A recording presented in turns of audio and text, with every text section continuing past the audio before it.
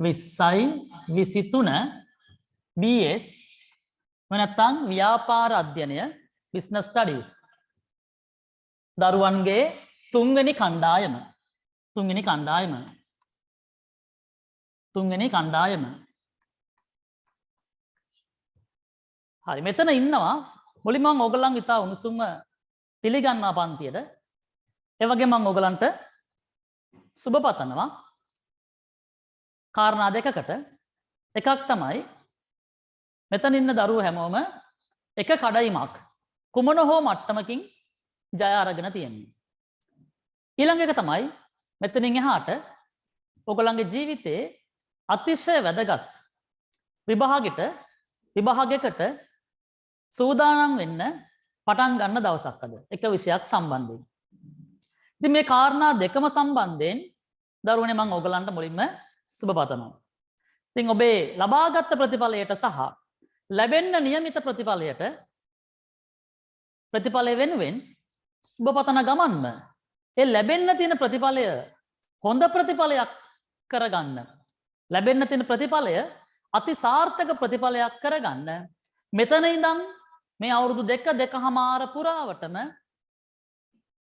මහන්සි වෙලා සතුටින් විනෝදයෙන් අපේ වැඩ ටික ඉදිරියට කරගෙන යමු කියලා මං හැමෝටම ආරාධනාවකුත් මේත් එක්කම කරනවා. එහෙනම් සුබ පතනවා ආරාධනා කරනවා. right. අද දිනේදී පුතේ මම පන්තිය කරගෙන යනවා මාතෘකා කීපයක් යටතේ බෙදාගෙන. අද තමයි අපේ BS පන්තියේ ආරම්භක දිනය 3 වෙනි කණ්ඩායම සඳහා. අද දිනේදී මම මාතෘකා කීපයක් ඔස්සේ ඔබේ පන්තිය ඉදිරියට කරගෙන යනවා. පළවෙනි එක තමයි අපි කතා කරනවා A level ගැන. හොඳයි. එහෙනම් අපි එතනින් වැඩේ පටන් ගමු. දරුවනේ මෙතන ඉඳන් ඕගොල්ලෝ මුහුණ දෙන්න සූදානම් වන්නේ ලංකාවේ දැනට තියෙන අතිශය තරඟකාරීම විභාගයකට. එහෙමයි කියලා දැන් බය වෙන්න හෝ ඔළුව උඩ ගලක් තියා ගන්නවා වගේ මහා බරකින් මේ ගමන පටන් ගන්න ඕනේ නැහැ. මේක සරලව නිදහසේ යන්න පුළුවන් විදිහ මම පන්තිය පුරාවටම පන්ති මාලාව පුරාවටම ඕගොල්ලන්ට කියලා දෙනවා. right. එහෙනම් පුතේ උසස් පෙළ ගැන කතා කරද්දී මේ දක්වා ලියපු විභාගات එක්ක උසස් පෙළ විභාගයේ තියෙන වෙනස්කම මොකද්ද? හරි. අපි ඒක ටිකක් කතා කරමු. මුලින්ම ඔබ ඊටාම කුඩා අවදියේ ඔබ මුහුණ දෙනවා ශිෂ්‍යත්ව විභාගෙට. විභාගෙ ලියන්නේ ඔබේ තියෙන උවමනාවටත් වඩා ඔබේ තියෙන දැනුවත්භාවයටත් වඩා දරුවනේ ඔයගලන්ගේ අම්මලාගේ තියෙන තාත්තලාගේ තියෙන උනන්දුව මත තමයි නැත්නම් ඒ උගන්වපු ගුරුවරුන්ගේ උනන්දුව මත තමයි ඔයගොල්ලෝ ඒ කඩයිම පසු කරන්නේ. හරියට ලෝකයේ තියා අධ්‍යාපනය කියන්නේ මොකක්ද කියලාවත් තේරෙන්නේ නැති අධියරක තමයි ඔයගොල්ලෝ ඒ විභාගෙට සූදානම් වෙන්නේ. මම අර සාමාන්‍යයෙන් කියන විදිහට නේද දැන් ඉන්නේ ඇඳුමේ නොදැනුවත්ව වැඩ සිද්ධ වෙන කාලයක තමයි ශිෂ්‍යත්ව ලියන්නේ.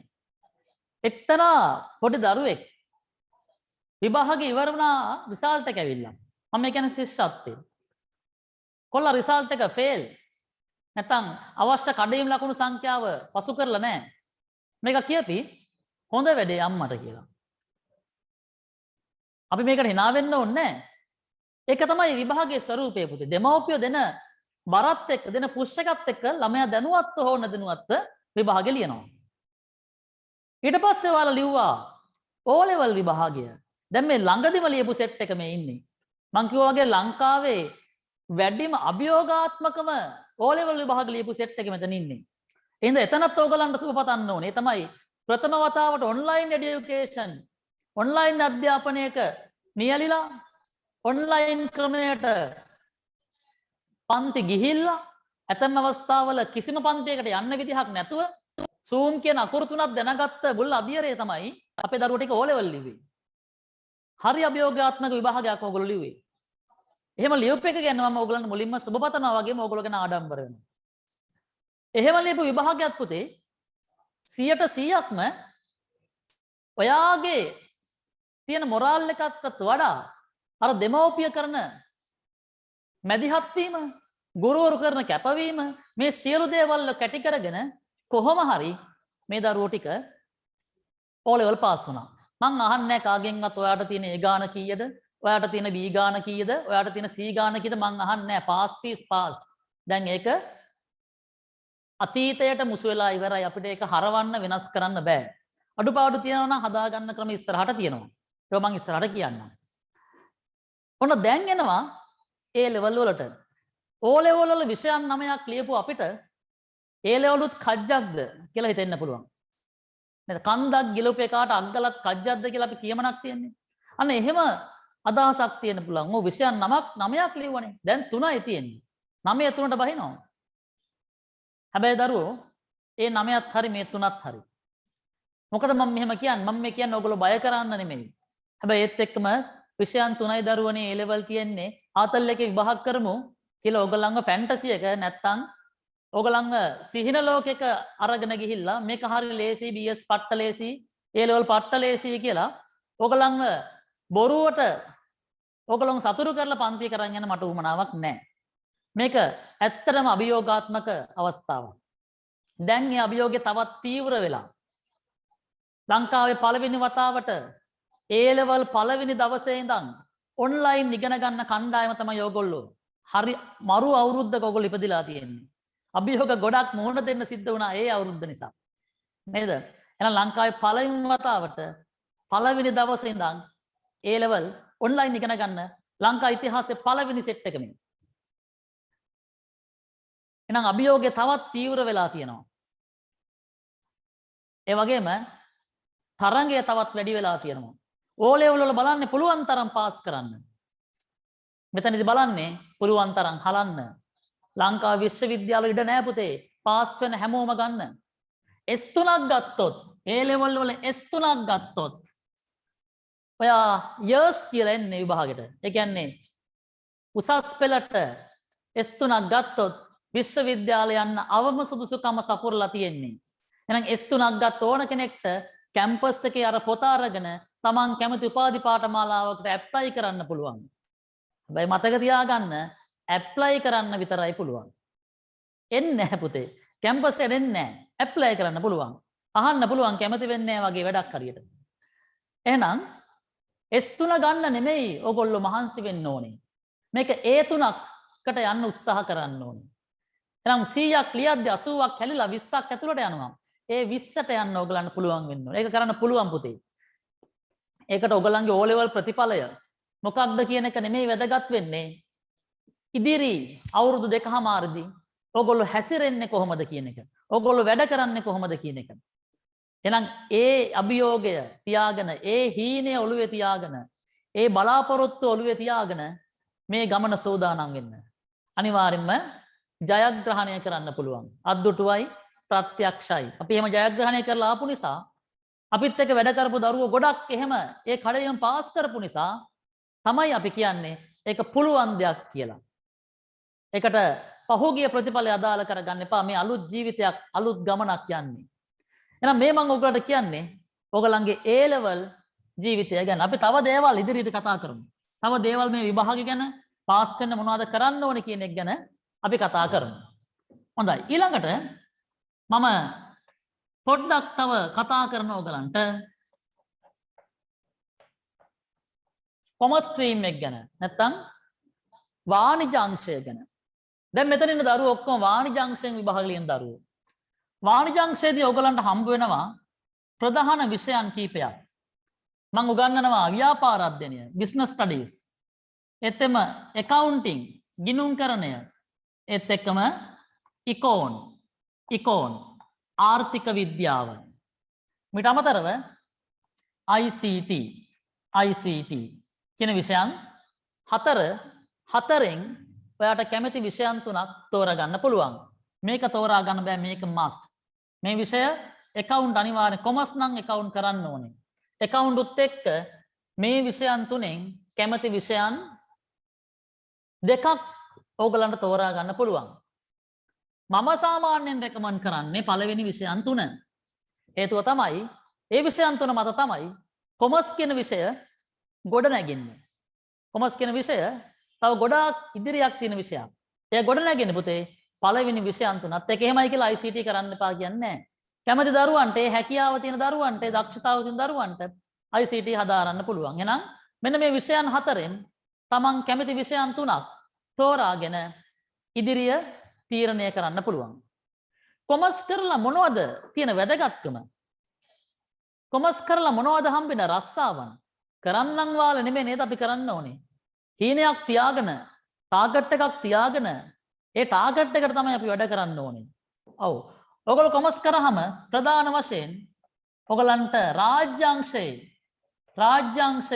හෝ ඊළඟට පෞද්ගලික අංශයේ රැකියාවක් සපයා ගන්න පුළුවන්. රාජ්‍යාංශය ගැන කතා කරොත් රජයේ ගණකාධිකාරීවරුන්, රාජ්‍ය බැංකු නිලධාරීන්, මහ බැංකුව වැනි රජයේ ප්‍රබල මූල්‍ය ආයතනවල නිලධාරිනියන් විදිහට ඔයගලන්ගේ වෘත්තීය ජීවිතය ආරම්භ කරන්න පුළුවන්. හැබැයි අපිට ඔපචුනිටි ගොඩක් තියෙන එකක් තමයි පෞද්ගලික අංශය. ලංකාවේ අද පෞද්ගලික අංශය ගත්තොත් වැඩි හරියක් තියෙන ෆයිනෑන්ස් කම්පැනි, මූල්‍ය සමාගම්. ඊළඟට තියෙනවා රක්ෂණ සමාගම්. අනිත් හැම ගත්තම ව්‍යාපාර සංවිධාන. මේ හැම ව්‍යාපාර සංවිධානයකම කුමන හෝ නිලයක් ඕගොල්ලෝ වෙනුවෙන් වෙන් වෙලා තියෙන අපතේ. එහෙනම් මෙන්න මේ අංශ දෙකේම හොඳ රැකියාවක් ඕගොල්ලන්ට අනාගතේ ලබා ගන්න පුළුවන්. හැබැයි මේ වෘත්තීය පුතේ ඕගොල්ලෝ හදාරන්න, ඕගොල්ලෝ උපයා ගන්න ඕනේ. මේ වෘත්තීය ඕගොල්ලෝ උපයා ගන්න ඕනේ. එහෙනම් කොමර්ස් කරනවත් එක්කම මම තව කියන්නම් අපි වෘත්තීය මාර්ගෝපදේශනයක් උත්සපයන්නම් ඉදිරියට මොනවද කරන්න ඕනේ කියලා. චාර්ටර්ඩ්, ඩබල් AT, සීමා, ස්ලිම් ආදී වශයෙන් වැඩිම වෘත්තීය පාඨමාලාවන් ප්‍රමාණයක් තියෙන විෂය ශාස්ත්‍රය තමයි කොමර්ස් කියලා කියන්නේ. 100ක් ලියුවහම 20ක් 25ක් කැම්පස් යනවා. ඉතුරු 75 මොනවද කරන්නේ? සමහර විෂය ධාරාවල ඒ 75ට කරන්න දෙයක් නැහැ. ලත් යනවා, ලොප් වෙනවා. හැබැයි අපේ විෂය ඇතුලේ කැම්පස් යන්න try කරලා යන්න බැරි වුණත් ඔයගලන්ට රජයේ ගණකාධිපතිවරයෙක් දක්වා යන්න පුළුවන්. පෞද්ගලික අංශයේ බැංකු කළමනාකරුවෙක් දක්වා යන්න පුළුවන් පාත් එකක් මේ විෂය ඇතුලේ තියෙනවා. ඒ සඳහා වෘත්තීය පාඨමාලාවන් ගණනාවක් මේ විෂය ඇතුලේ තියෙනවා. අපි ඩබල් AT, චාර්ටර්ඩ්, සීමා, ස්ලිම්, HRM ආදී විවිධ නම් වලින් හඳුන්වන අති විශාල වෘත්තීය පාඨමාලාවන් සංඛ්‍යාවක් ඕගලන්ට මේ විෂය ඇතුලෙන් මේ විෂය හදාරීමෙන් අනාගතයේදී පිවිසෙන්න පුළුවන්. ඒ හරහා හොඳ වෘත්තිකයෙක් වෙන්න, හොඳ ප්‍රොෆෙෂනල් කෙනෙක් වෙන්න ඕගලන්ට පුළුවන්. ඉතින් අන්න ඒ බලාපොරොත්තුවත් ඕගලන්ගේ ඔළුවේ තියෙන්න ඕනේ. හොඳ. එහෙනම් මම මේ කතා කරේ A level ගැන සහ සමස්තයක් වශයෙන් කොමර්ස් නැත්නම් වාණිජ අංශයේ තියෙන වැදගත්කම් ගැන. අපි මේවා තවදුරටත් හිමින් කතා කරමු ඉස්සරහට. එහෙනම් මම තුන්වෙනියට කතා කරනවා BS ගැන. නැත්නම් අපි කියනවා ව්‍යාපාර අධ්‍යයනය. මම දැකලා තියෙනවා සමහරක් වල ඇඩ් එහෙම දාලා තියෙනවා BS කටපාඩම් කරවන පන්තිය. BS කටපාඩම් කරවන පන්තිය. ඔබත් එන්න BS කටපාඩම් කරවන පන්තිය. අනේ දරුවනේ මේක BS කටපාඩම් කරවන පන්තියක් නෙමෙයි. මේක BS කියා දෙන පන්තියක්. මේකෙදි මම ඕගලන්ට කටපාඩම් කරවන්න ඕන දේවල් මම කියන්නම්. හැබැයි ඊට වඩා හරි ප්‍රායෝගික විෂයක්. මේ විෂය මම දන්නේ අනාගත තියෙනවා සමහර තැන්වල ගිරව් වගේ කටපාඩම් කරන්න ගිහිල්ලා. එතනින් එහාට ගිහිල්ලා ප්‍රායෝගිකව දැනුම් සම්භාරයක් තියෙන ප්‍රායෝගිකව හරි සතුටින් ඉගෙන ගන්න පුළුවන් මේ ලෝකේ තියෙන ව්‍යාපාර අපි වටේ තියෙන ව්‍යාපාර ගැන, ඒවල කාර්යයන් ගැන, රජයේ ව්‍යාපාර කටයුතු ගැන, ආර්ථිකයේ සිදුවන වෙනස්කම් ගැන, ව්‍යාපාරයක් කරන් යන්නේ කොහොමද කියන දේවල් ගැන තමයි මේ විෂය තුල ඕගලන්ට ඉගෙන ගන්න ලැබෙන්නේ. කවුරුන් ඉගෙනුවත් BS කියන විෂය හැදලා තියෙන්නේ ප්‍රායෝගික සිද්ධාන්ත ගණනාවක් පාදක කරගෙන.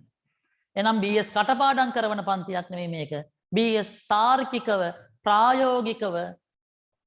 ප්‍රායෝගික උදාහරණත් සමග ව්‍යාපාර පරිසරයේ උදාහරණත් සමග BS කියලා දෙන පන්තියක් තමයි මේ පන්තිය. පන්තිය ගැන හරියට අවබෝධයක් ලබා ගන්න මම මෙහෙම කිව්වට බෑ. මම හැමෝටම ආරාධනා කරනවා. ඔයාලට දවස් දෙකක් මේ පන්තිය රැඳිලා බලන්න. එතකොට තේරෙයි මේ විෂය මොන වගේ එකක්ද අනිත් පන්ති වලට වඩා අපේ BS පන්තියේ තියෙන වෙනස්කම මොකක්ද කියන එක. අපි දැන් කණ්ඩායම් දෙකක් සාර්ථකව එහෙම ආරම්භ කරලා තියෙනවා. මේ අපේ තුන්වෙනි කණ්ඩායම අවසාන කණ්ඩායම. එහෙනම් මේ කණ්ඩායමත් මම බලාපොරොත්තු වෙන්නේ අනිත් කණ්ඩායම් දෙකම වගේ අපි සතුටින් නිදහසේ ප්‍රායෝගිකව ඉගෙනගෙන යමු. එම කටපාඩම් කරගෙන ගාථා කටපාඩම් කරනවා වගේ පිරිත් කටපාඩම් කරනවා වගේ සාහිත්‍ය ගද්‍ය පද්‍ය පාඩම් කරනවා වගේ කිසිම වෙලාවක මේක පාඩම් කරන්න ඕනේ නැහැ. ආසාවෙන් හිටියොත් ඔබ ජීවිතයේ ජීවත් වෙද්දී රූපවාහිනිය බලද්දී පුවත්පත් බලද්දී ප්‍රවෘත්ති අහද්දී මේ විෂය කරුණු ඕන තරම් ඔයගලන්ට අහු වෙනවා පුතේ. එහෙනම් ඒ දේවල් ගැන අපි ප්‍රායෝගිකව ඉගෙන ගමු. සතුටින් ඉගෙන ගමු. මම ඔබට කියන්නේ ඒකයි. අපි කරන වැඩේ දරුවෝ සතුටින් ආසාවෙන් කරන්න ඕනේ.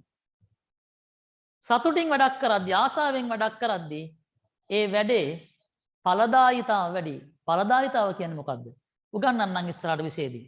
ඒ වැඩේ කාර්යක්ෂමතාව වැඩි. ඒ වැඩේ අපිට අල්ලලා හිටිනවා හොඳට. පොරොත්තු දෙනවා. සින්දුවක් වුණත් එහෙම නේද? ආස සින්දුවක් එකපාරක් අහන්නකෝ. සමහරක් විට කවියක් හරි ගාථාවක් හරි කටපාඩම් කරන සියවතාවක් විතර කියවනවා. ඒ ඔයාටම ඒ සියවතාව කියවන ඔයාටම ආස සින්දුව එකපාරින් මතක හිටිනවා. එකපාරින් මතක හිටිනවා. ඒ මොකද? එයා ඒක ආස නිසා පුතේ. ඔයා ඒක ආසාවෙන් අහන් ඉන්න නිසා. ඔයා ඒක ෆීල් කරමින් අහන් ඉන්න නිසා. ඔයාගේ අත්දැකීමුත් එක්ක මතක් කරමින් මටත් ඕකනේ උනේ. ඔව්නේ අප්පා කිය ඔයගොල්ලෝ අහන හින්දා තමයි ඒක පටස් ගාලා ඔයාගේ ඔළුවේ ඔයාගේ මතකේ රැඳෙන්නේ. ඒ වගේ කොහෙන් කාගෙන් ඉගෙන ගත්තත් පුතේ මේ විෂයත් හැම විෂයක්ම වගේ ආසාවෙන් ඉගෙන ගන්න. අපි ආසාවෙන් උගන්වන්න ආස හිතන විදිහට උගන්වන්න මම මේ පන්තියේදී උත්සාහ කරනවා. හොඳයි. එහෙනම් ව්‍යාපාර අධ්‍යයනයේ විෂය ගැන කතා කරොත් පුතේ මේ විෂය ඒකක 18කින් සමන්විත වෙනවා. පාඩම් 18කින් සමන්විත වෙනවා. දැන් අපි කතා කරමු අපේ පන්තිය කරන් යන විදිහ ගැන. ඒකත් හරි වැදගත් ඕගලන්ට. දැන් මම මේ ක්‍රමිකව යම් කාරණා ඔයගලන් ඔළුවේ තැම්පත් කරන්න යන්නේ. A level මොන වගේද? විෂය මොන වගේද? දැන් අපි හඳුනාගමු අපේ BS පන්තිය මොන වගේද කියලා. අපේ BS පන්තිය ගැන. right. පුතේ අපේ BS පන්තියේදී විෂය තුල පාඩම් 18ක් තියෙනවා. පාඩම් 18ක් තියෙනවා. මේ පාඩම් 18ම පළවෙනි පාඩමේ සිට පිළිවෙලට මම ඕගලන්ට ඉගැන්වීම් කටයුතු සිද්ධ කරනවා. මේ හැම පාඩමකටම ඕගොල්ලන්ට නිබන්ධනයක් ලැබෙනවා. ඒ වගේම හැම පාඩමකටම පේපර් එකක් ලැබෙනවා. අපි ඒවට කියන යුනිට් පේපර් එකක් කියලා. ඊට අමතරව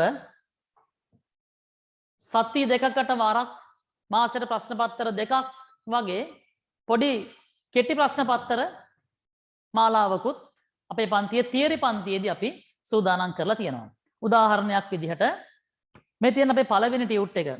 මේක සමහර දරුවෝ දැන් හම්බෙලා ඇති. මේ තියෙන පළවෙනි ටියුට් එක. දැන් මේ ටියුට් එක පළවෙනි පාඩමට නෙමෙයි පුතේ. පළවෙනි පාඩම මේ වගේ ටියුට් 3කින් සමන්විතයි. ඒක තමයි ව්‍යාපාර අධ්‍යයනයේ හම්බ වෙන දීර්ඝතම පාඩම. පළවෙනි පාඩමට මේ වගේ ටියුට් 3ක් තියෙනවා. මේ පළවෙනි ටියුට් එක. මේ වගේ ටියුට් 3ක් තියෙනවා. ඒ වගේ මේ තියෙන ඔයගලන්ට අර මං හම්බෙනවා දෙනවා කිව්ව ෂෝට් ප්‍රශ්න පත්‍ර. පොඩි පේපර්ස් ටික දෙනවා කිව්වේ. මෙන්න මෙතන සංකල්ප 1, සංකල්ප 2, සංකල්ප 3, සංකල්ප 4 කියලා චාමර සංකල්ප ඔයගලන්ට ප්‍රශ්න පත්‍ර මාලාවක් දෙනවා. මගේ නම දන්නව නේ පුතේ? ඔව් මගේ නම චාමර සංකල්ප. ලස්සන නේද නම? හරි. ඒත් එක්කම ඔයගලන්ට විෂය සම්බන්ධයෙන් පන්ති වේලාවන් සම්බන්ධයෙන් ඕනෑම ගැටලුවක් මෙන්න මේ නම්බරයට කතා කරලා මේ මගේ නම්බරේට කතා කරලා විමසන්න පුළුවන්. ඊට අමතරව මම අපේ සංවිධායකතුමාගේ නම්බරෙත් ඔයගලන්ට දෙනවා ඕනෑම ගැටලුවක් සම්බන්ධව කතා කරලා විමසා ගන්න පුළුවන්. එහෙනම් දැන් අවබෝධයක් ඇති. මේක තවත් එක පන්තියක් නෙමෙයි. තවත් එක BS පන්තියක් නෙමෙයි. අපි අරමුණක් ඇතුව පිළිවෙලකට ප්ලෑන් එකකට සැලසුමකට වැඩ කරගෙන යන BS පන්තියක්. මේ පවත්වන හැම පන්තියකම රෙකෝඩින්ග්ස් ඔයගලන්ට ඊළඟ සතියේ පන්තියට කලින් ඔයගලන්ගේ කණ්ඩායම් වලට ඇතුළත් කරනවා. මගේ අරන දේවල් ඒ රෙකෝඩින්ග්ස් ටික දිහා බලාගෙන ඔයගලන් නැවත නෝට් එක ලියා ගන්න පුළුවන්, නැවත අවධාරණය කරගන්න පුළුවන්. අපි කොච්චර බැන්නත් මේ ඔන්ලයින් ක්‍රමය ඇතුලේ වාසි ගොඩක් තියෙනවා පුතේ. ඉතින් ඒ වාසි ටික අපි උපරිම ප්‍රයෝජනෙට ගමු. ඔව් ක්ලාස් වේලාව සම්බන්ධයෙන් පුතේ මම දැනුවත් කිරීමක් කරන්නම්. ඔව් අද ටිකක් රෑ වැඩි වගේ තමයි. ක්ලාස් එක හවසට දාන්න ඔව් මම උත්සාහ කරනවා පුතේ. හරි ඕගලන්ට පුළුවන් ද දරුවෝ මේ ආරම්භක දේශනේ හින්දා මම රැයට පන්තිය දාගත්තේ. ඕගලන්ට පුළුවන් ද අද දිනේ කියන්නේ සඳුදා 5 සිට 7 දක්වා සඳුදා 5 සිට 7 දක්වා BS පන්තිය දැම්මොත් මං හිතන්නේ කාට හරි ගැටලුවක් තියෙනවද? එහෙම ගැටලු තියෙනවා නම් ඒව මාත් එක්ක කතා කරමු. දැන් උනත් මැසේජ් එකක් දාලා අහන්න පුළුවන්. දැනට යෝජනාවක් විතරයි. අපි ඒක ඔළුවේ තියාගෙන යමු. පන්ති ඉවර වෙන කලින් අපි ඒවා ඉවර කරගමු. ඒවා පැහැදිලි කරගමු. හොඳයි. එහෙනම්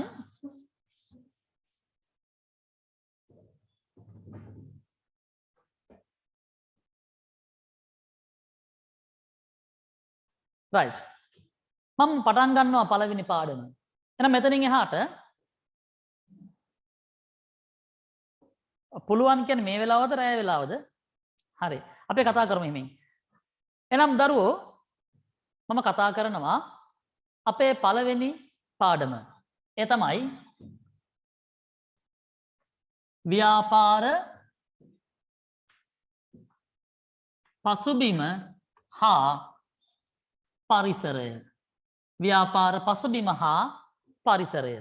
මේක තමයි ඔයගලන්ට හම්බ වෙන පළවෙනි පාඩම. පළවෙනි පාඩම. ව්‍යාපාර පසුබිම හා පරිසරය. මම මේ පාඩමෙන් තියෙන නිබන්ධනය ඔයගලන්ගේ ඩෙස්ක්ටොප් එකට ගන්නම්.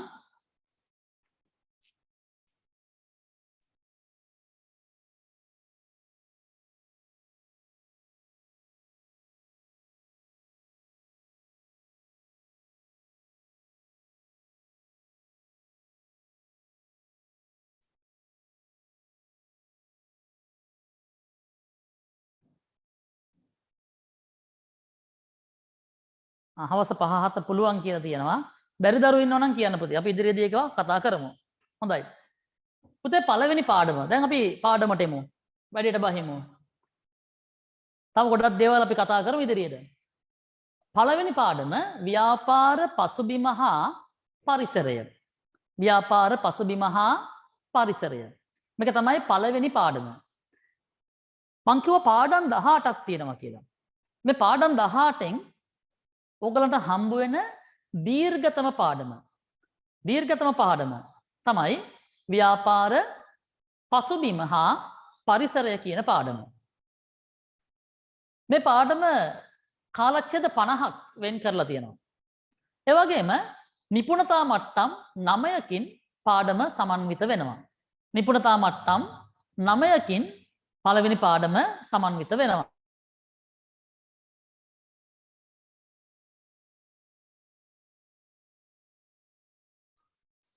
නිපුණතා මට්ටම් 9කින් පුතේ පළවෙනි පාඩම සමන්විත වෙනවා.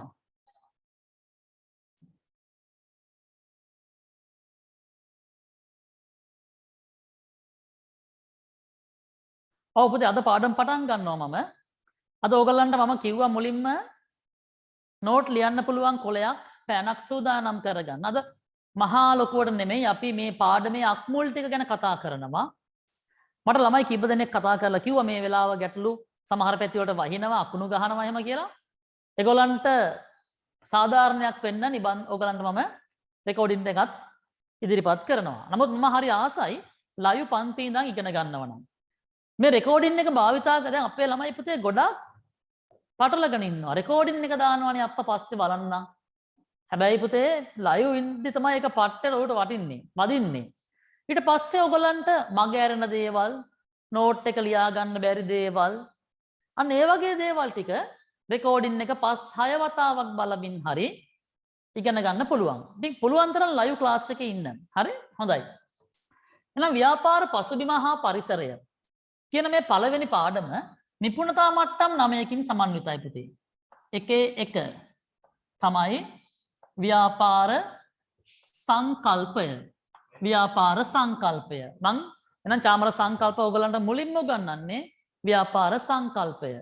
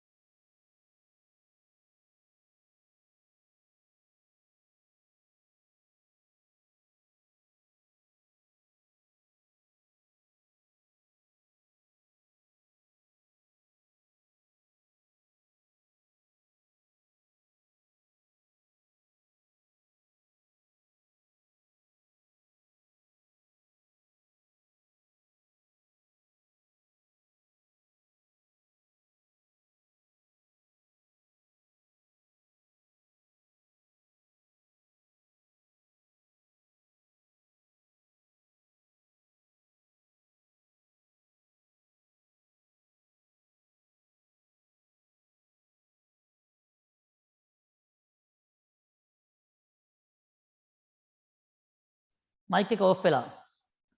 තමයි දැන් හරි නේද? රයිට්. හරි දැන් ඇහෙනවා.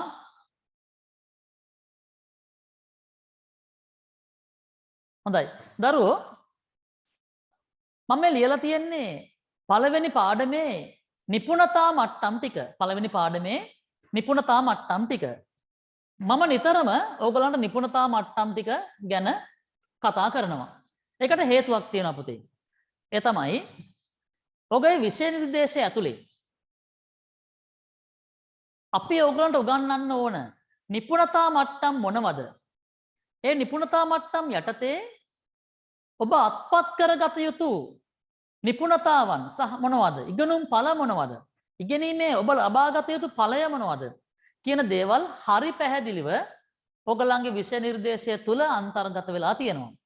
ඉතින් මම දකිනවා ඇතැම් වෙලාවට මහා බරසාර දේවල් උගන්වනවා. විශ්වවිද්‍යාලවල එන දේවල්, වෙනත් පාඨමාලාවල එන දේවල් උගන්වනවා. උගන්වන කෙනාගේ පොරත්වය පෙන්වන්න. නමුත් වැඩක් නැහැ. විභාගෙට එවුවා එන්නේ නැහැ. විභාගෙට 85ක් පුතේ ප්‍රශ්න ඇහෙන්නේ විෂය නිර්දේශය තුලින්, නිපුණතා මට්ටම් තුලින්.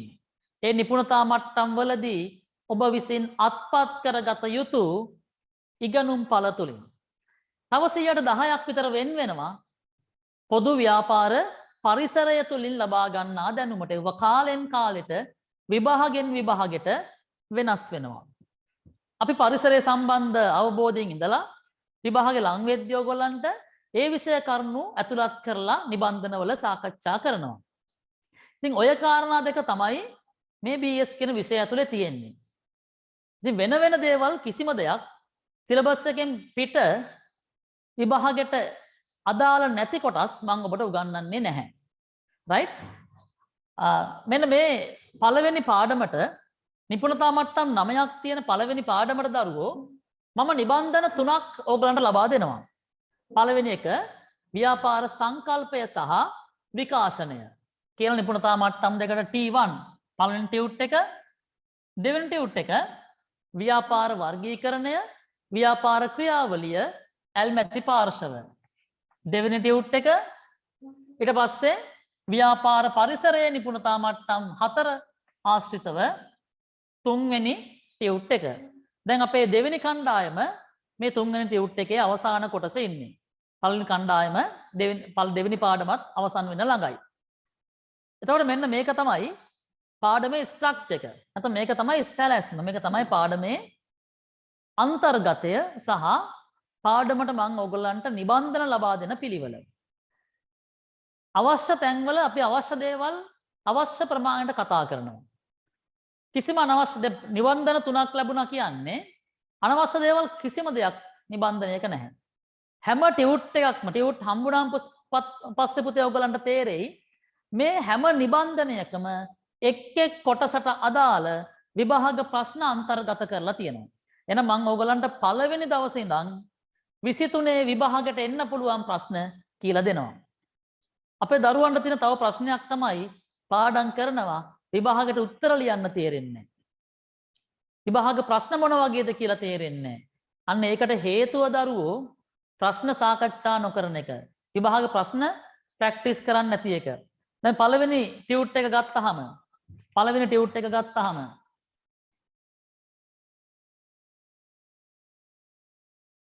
දැන් මම ඔයගලගේ ස්ක්‍රීන් එකට ටියුට් එක ගන්නවා.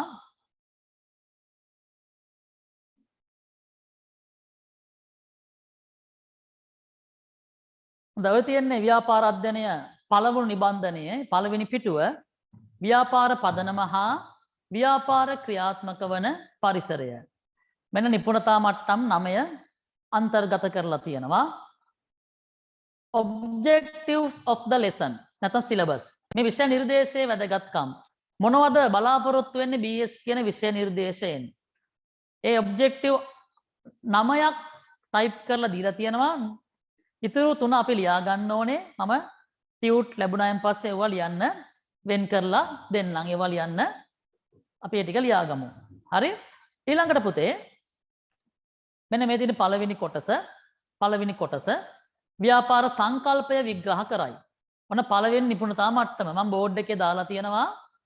පළවෙනි නිපුණතා මට්ටම ව්‍යාපාර සංකල්පය. ඒකයි මම කිව්වේ චාමර සංකල්ප මුලින්ම උගන්වන්නේ ව්‍යාපාර සංකල්පය ගැන. ව්‍යාපාර සංකල්පය යටතේ බලන්න පුතේ ඉගෙනුම්ඵල. මෙන්න මේ ඉගෙනුම්ඵල තමයි ඔයගොල්ලෝ අත්පත් කරගන්න ඕනේ. මේක තමයි ඵලය. ව්‍යාපාර සංකල්පය හඳුන්වයි. අවශ්‍යතා හා උවමනා නිදසුන් ඇසුරින් පැහැදිලි කරයි. නිෂ්පාදිත යන්න හඳුන්වයි. වෙළඳපොළ හඳුනා ගනී. ව්‍යාපාරවල ගති ලක්ෂණ නිදසුන් සහිතව විස්තර කරයි. ව්‍යාපාර කටයුතු හඳුනා ගනී. ව්‍යාපාර පරමාර්ථ පැහැදිලි කරයි. ආර්ථිකයක පැවැත්ම සඳහා ව්‍යාපාරවල දායකත්වය අගයයි. මේ දේවල් පුතේ මම නිබන්ධනයට දාන්නේ නැත්තම් ගොඩක් වෙලාවට පාඩම් ටික ඉවරයි කියනවා, සිලබස් එක ඉවරයි කියනවා. මොනවද සිලබස් එකේ තියෙන්නේ කිව්වහම දන්නේ නැහැ. යන්නේ කොහෙද? මල්ලේ පොල් වගේ තමයි අපේ දරුවෝ උගන්වන්නේ සහ ඉගෙන ගන්නෙ. ඒ හින්දා මං දෙන හැම නිබන්ධනයකම පාඩමේ සැකැස්මක් දානවා. මේ මොකක්ද, මොන කොටසද, මොන නිපුණතාවද, ඒ නිපුණතාව යටතේ ඕගොල්ලෝ ඉගෙන ගන්න ඕනේ මොන ඉගෙනුම් පළ ටිකද කියලා. එතකොට වැඩේ හරි පිළිවෙලයි. වැඩේ නිශ්චිතයි. දලමෙට ගහන්නේ අපි අරමුණට තමයි, ටාගට් එකට තමයි අපි දුන්න විදින්න ඕනේ. නැත්තම් අපිට කියන්න වෙන්නේ නැත්තම් වෙන්නේ මොකද්ද? පඳුරට විදිනවා, කනාවට හාවට වදිනවා. ඒකට කියන්නේ විද්දේ පඳුරට වැදුනේ හාවට කියලා. ඒක පුතේ කනා. ඒක කනා. දැන් හරියටම ටාගට් එක බලලා විද්දොත් හරියන්න පුළුවන් අවස්ථාව වැඩි. එහෙනම් අපි හරියටම ටාගට් එකට උගන්වනවා. ඕගොල්ලෝ හරියටම ටාගට් එකට ඉගෙන ගන්න ඕනේ. රයිට්? හොඳයි. එහෙනම් පළවෙනි නිපුණතා මට්ටම තුල අන්තර්ගත විෂය කරුණු ටික මම ඕගලන්ට නිබන්ධනයේ පිළිවෙලට සටහන් කරලා තියෙනවා. නිබන්ධනයේ පිළිවෙලට සටහන් කරලා තියෙනවා. එහෙනම් ඔන්න නිබන්ධනයේ පළවෙනි පිටුව ව්‍යාපාර සංකල්පය හැඳින්වීම. නම් මෙතනින් එහාට ව්‍යාපාර කියන විෂයට පදනම් වෙච්ච සංකල්පය තමයි හඳුන්වා දෙන්න යන්නේ. ඒත් එක්කම පුතේ මම ඕගලන්ට කලින් කිව්වා අපි දින දෙකක් පාඩම් දෙකක් උගන්වනවා කියලා. ඒක තමයි මගේ පළවෙනිම මුලින්ම මගේ ප්ලෑන් එක උනේ. හැබැයි මම පස්සේ තීරණය කරා මේ ඔයගොල්ලෝ තාම ඉන්නේ A level වල මූලික අධ්‍යයනයේ. එහෙමනේ පුතේ. අපේ දරුවෝ තාම ඉන්නේ A level වල මූලික අධ්‍යයනයේ. දැන් එකපාරට ළමයෙක්ට අපි කිව්වොත් එහෙම ඉපදිච්ච ගමන් හා නැගිටපල්ලා දැන් ඇවිදපල්ලා කියලා. ඒකට ඒ වැඩේ කරන්න පුළුවන්ද? ඉතා කලාතුරකින් බුදුරජාණන් වහන්සේ වගේ කෙනෙක් එහෙම කරාට 99.999%කටම ඒ වැඩේ කරන්න බෑ. මුලින්ම බඩ ගන්න ඕනේ, ඊට පස්සේ ධන ගන්න ඕනේ, අල්ලන් නැගිටින්න ඕනේ. ඔන්න දැන් ඇවිදින්න පුළුවන් වෙනවා. එහෙනම් මම ඕගොල්ලෝ තාම ඉන්නේ බඩ ගන්න අධිරේ. එහෙම කොට තරහ නෑනේ. එහෙනම් මම ඒ කාලෙදි ධන ගන්න වැඩ හෝ ඇවිදින වැඩ කරන්න යන්නේ නැහැ. එහෙනම් මම පොඩ්ඩක් ප්ලෑන් එක මාරු කරනවා. මම පළවෙනි පාඩම විතරක් දැන්ට උගන්වනවා. හැබැයි සතියට මම ඉදිරියේදී දින දෙකක් ඕගලන්ට උගන්වනවා. මොකද අපි ටිකක් පස්සෙන් දැන් ඉන්නේ. එහෙනම් අපි ඉස්සරහට ඉක්මනින් එමු. එහෙනම් මම ඕගලන්ට දින දෙකක් ඉදිරියේදී පන්ති පැවැත්වෙනවා. මම හදන්නේ ඕගොල්ලොත් අනිත් කණ්ඩායම් වලට ළඟ කරන්න, ආසන්න කරන්න. එහෙනම් පළවෙනි පාඩම විතරයි මුලින් උගන්වන්නේ. ඒ පාඩම හරියට පිළිවෙලට වැඩි වෙලාවක් එක්ක දින දෙකක් එක්ක පැය සතියට පැය 3ක් පවත්වන දිනේ පැය 3ක් වගේ දාගෙන අපි පාඩම ඕගොල්ලන්ට උගන්වනවා. දැන් පහු වෙලා තියෙන දේවල් පහු වුණා. මෙතනින් එහාට අපි හරි ලස්සනට පිළිවෙලට ඉක්මනට මේ ගමන යන්න ඕනේ පුතේ. රයිට්? අනිත් රේස් එකේ අනිත් කට්ටිය ඉන්න තැනට ඕගොල්ලොත් හිමින් ලං වෙන්න ඕනේ. එහෙනම් ඒකට මගේ සැලැස්මක් තියෙනවා. ඒ තමයි වැඩි වෙලාවක් වැඩ කරන එක. හැබැයි පාඩම් දෙකක් උගන්වන්න මගේ තිබ්බ සැලැස්ම. මම පාඩම් දෙකක් උගන්වන්න තීරණය කරෙත් ඉක්මනින් උගන්වන්න කියලා හදාගෙන. නමුත් ඒ වැඩෙන් ඕගොල්ලන්ගේ ඔළුවට තියෙන බර වැඩි නම් ඒ වැඩේ තේරුමක් නැහැ. ඉතින් අපි නිදහසේ මුල් ටික ඉගෙනගෙන යමු. හරි? හොඳයි. දැන් අපේ දරුවෝ ගන්න මම අර කියපු මම ඕගලන්ට කිව්වා පෑනක් පැන්සලක් කොළ කීපයක් සූදානම් කරගන්න කියලා. පුතේ ලබන තව සති දෙකක් විතර ඕගලන්ට පන්තියට සම්බන්ධ වෙලා බලන්න. එහෙනම් ඒ අතරතුර මම ඔබට ආරාධනා කරනවා හැමෝම මේ නිබන්ධනය ලබා ගන්න. අපි ඕගලන්ට උදව්වක් විදිහට ඉතා සංකීර්ණ වැඩක් පන්තියෙන් කරනවා. ඒ තමයි දැන් තියෙන අපහසුතාවත් එක්ක නගරයට එන එක අවදානම් සහගතයි. බස් නැහැ. බස් හරි අඩුයි. තමන්ගේ වාහනයක ඉඳන් ඈත ගම්වල ඉඳන් මෙහෙට එන එක පන්ති ක්ලාස් ෆීස් එකට වඩා පිරිවැයක් දරනවා දරුවෝ පන්තියට එන්න. අවදානමක් ගන්නවා. ඉතින් ඒ අවදානම අපි ගන්නවා. ඒක ඕගොල්ලන්ට දෙන්නේ නැහැ. අපි ඕගොල්ලෝ ගාවට ඕගොල්ලන්ගේ ගෙවල් වලට හැම නිබන්ධනයක් මේ අමාරු කාලේ ඉවර වෙනකන් අපි ගෙනත් දෙනවා. ඒක අතිශය අමාරු සංකීර්ණ වැඩක්. හැබැයි මේ දක්වා අපි මේ වැඩේ කරනවා. රයිට්? එහෙනම් ඕගොල්ලන්ගේ නිවෙස් වලට මේ නිබන්ධන ඔක්කොම ලැබෙනවා. විෂයන් තුනේම පන්ති වෙනවා නම් ලැබෙනවා. BS යන දරුවන්ට BS නිබන්ධනය විතරක් වුණත් ලබා දෙනවා. හරි? හොඳයි. එහෙනම් නිබන්ධනය ගන්නකම් ටියුට් එකේ අඩුවක් නොවෙන්න මම ඔයගලන්ට පාඩම උගන්වනවා. රයිට්. එහෙනම් පළවෙනි නිපුණතා මට්ටම තමයි ව්‍යාපාර සංකල්පය හඳුනා ගැනීම. ව්‍යාපාර සංකල්පය හඳුනා ගැනීම.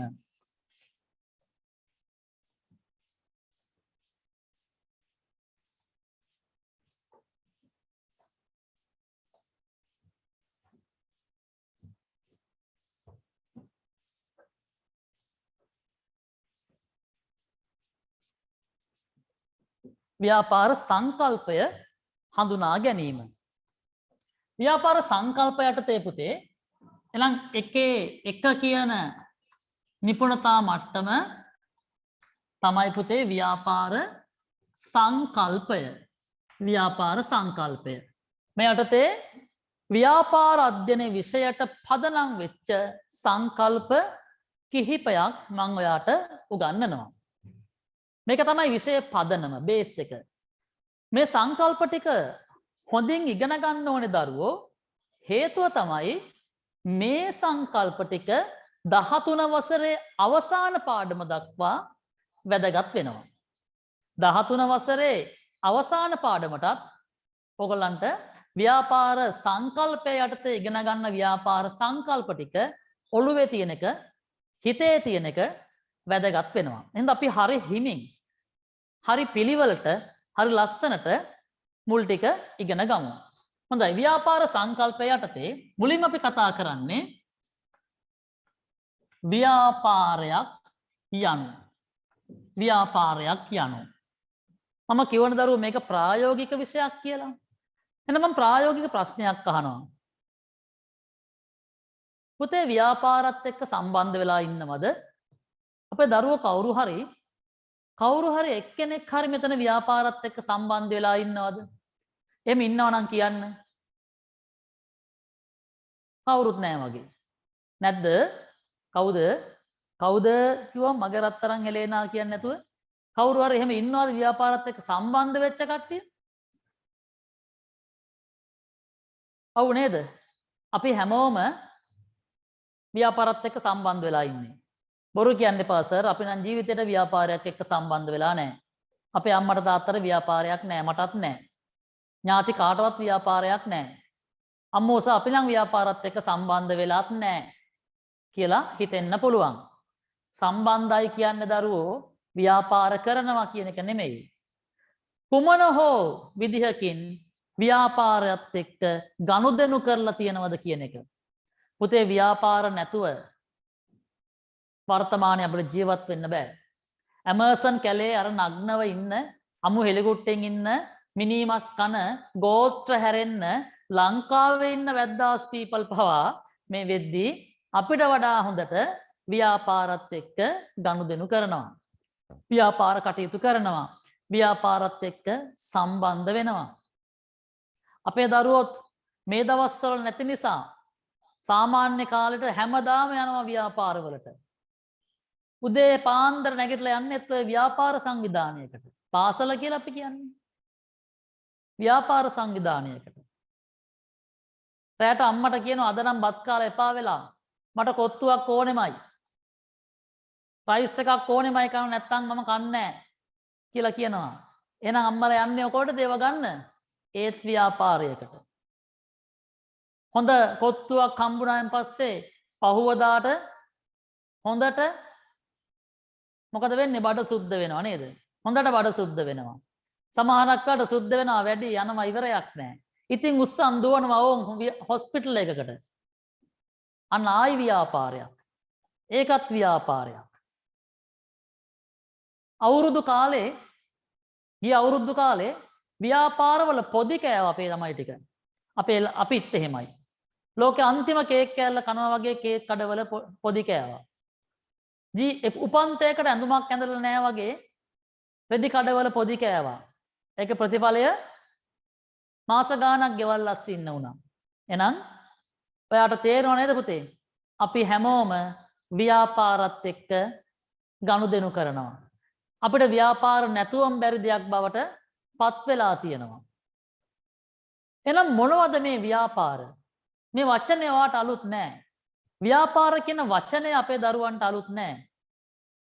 එහෙනම් අපි දන්නේ නැත්තේ මේක නිර්වචනය කරන්න විතරයි.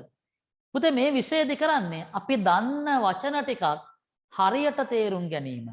දන්න වචන ටිකක් හරියට තේරුම් ගැනීම තමයි මේ විෂයේදී සිදු වෙන්නේ. ව්‍යාපාර කියන එක ඔයගොල්ලෝ දන්නවා. ව්‍යාපාරවලට ගිහින් තියෙනවා. ව්‍යාපාරත් එක්ක ගනුදෙනු කරලා තියෙනවා. මේ ව්‍යාපාර කියන වචනේ නිරුක්තිය තාම දන්නේ නැහැ හරියට. එහෙනම් ඒක තමයි අපි මේ විෂයේදී ඉගෙන ගන්න. එහෙනම් පුතේ ව්‍යාපාරයක් කියලා කියනවා මොකටද? මිනිස් අවශ්‍යතා සහ උවමනා සපුරා ගනු ලබන ඕනෑම ආර්ථික කටයුත්තකට. නම් මොකක්ද පුතේ ව්‍යාපාරයක් කියලා කියන්නේ? මිනිස් අවශ්‍යතා සහ උවමනා සපුරා ගනු ලබන ඕනෑම ආර්ථික කටයුත්තක් අපි කියනවා ව්‍යාපාරයක් කියලා. එහෙනම් ව්‍යාපාර තියෙන්නේ සල්ලි වලට බඩු විකුණන කඩ. ඒවා තමයි ව්‍යාපාර කියන්නේ කියලා මේ දක්වා තිබ්බ ඕගොල්ලන්ගේ අදහස මෙතනින් එහාට අයින් කර ගන්න ඕනේ. අපේ අවශ්‍යතාව වමනා සපිරෙනවා නේද පාසලට ගිහිල්ලා? රෝහලකට ගිහිල්ලා? රතුකුරුස සංවිධානයෙන්? එහෙම නැත්නම් වෙන මොකක් හරි පුණ්‍යායතනයකින්? ගමේ තියෙන සුබසාධන සමිතියකින්, මරණාධාර සමිතියකින් අපේ අවශ්‍යතාව වමනා සපිරෙනවා පුතේ. එහෙනම් ව්‍යාපාර කියන්නේ කඩ නෙමෙයි. කඩ විතරක් නෙමෙයි. ව්‍යාපාර කියන්නේ වෙළඳසැල් විතරක් නෙමෙයි.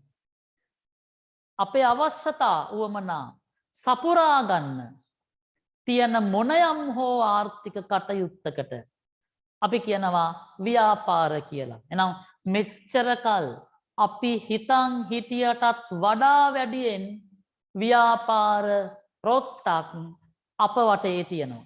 අපි වටේ තියෙනවා. රයිට් ලියාගමු දරුවෝ එහෙනම් පළවෙනි අකුරු ටික අපේ ව්‍යාපාර අධ්‍යයනයේ විෂයේ ඔයගොල්ලෝ ලියා ගන්න ව්‍යාපාර සංකල්පය හැඳින්වීම. ව්‍යාපාර සංකල්පය හැඳින්වීම.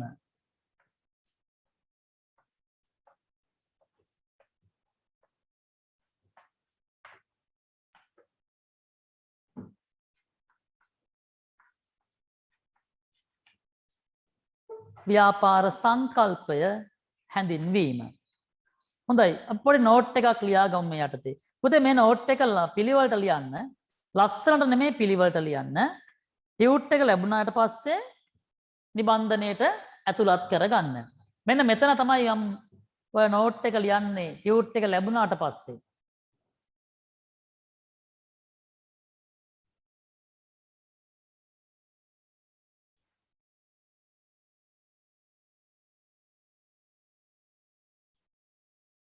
මෙන්න මේ උඩම තියෙන්නේ ව්‍යාපාර සංකල්පය හැඳින්වීම මාතෘකාව පේනව නේද පුතේ?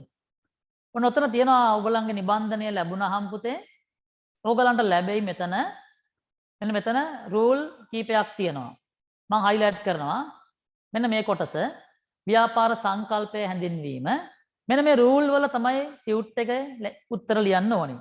එතකන් අපේ දරුවෝ ටික කොලයක පැහැදිලිව ලියා ගන්න. ලස්සනට නෙමෙයි පැහැදිලිව ලියා ගන්න.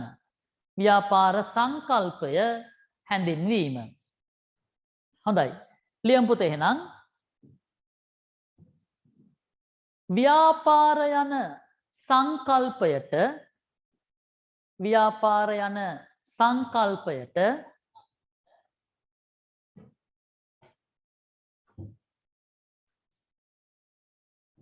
ව්‍යාපාර යන සංකල්පයට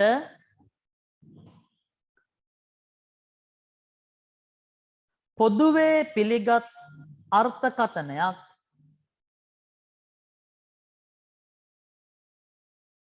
පොදුවේ පිළිගත් අර්ථකථනයක්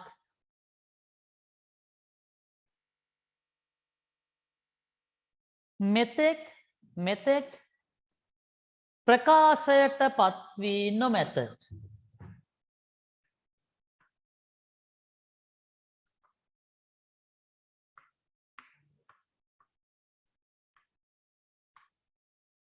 මෙතෙක් ප්‍රකාශයට පත්වී නොමැත.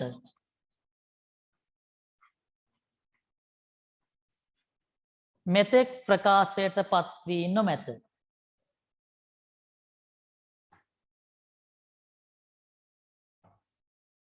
එය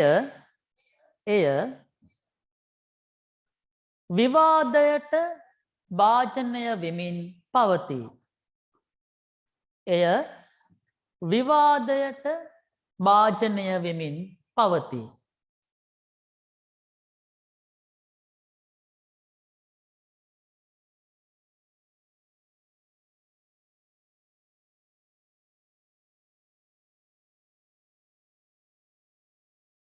ඊළඟ රූලෙන් ලියමු. ඊළඟ රූලෙන් ලාභ ලැබීමේ පරමාර්ථයෙන් මෙන්ම ලාභ ලැබීමේ පරමාර්ථයෙන් මෙන්ම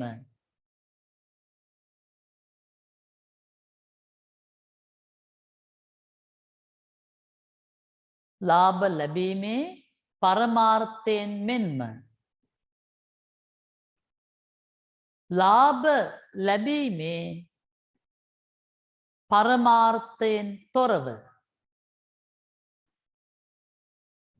ලාභ ලැබීමේ පරමාර්ථයෙන් තොරව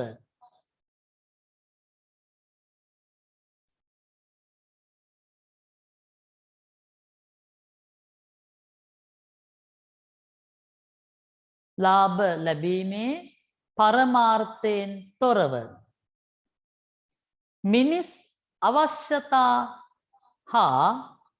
මිනිස් අවශ්‍යතා හා උවමනා මිනිස් අවශ්‍යතා හා උවමනා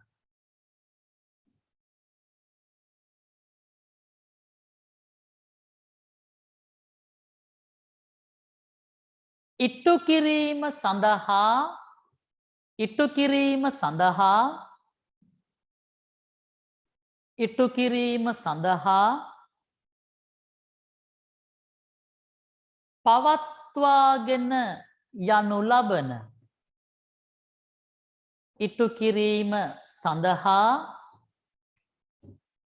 පවත්වාගෙන යනු ලබන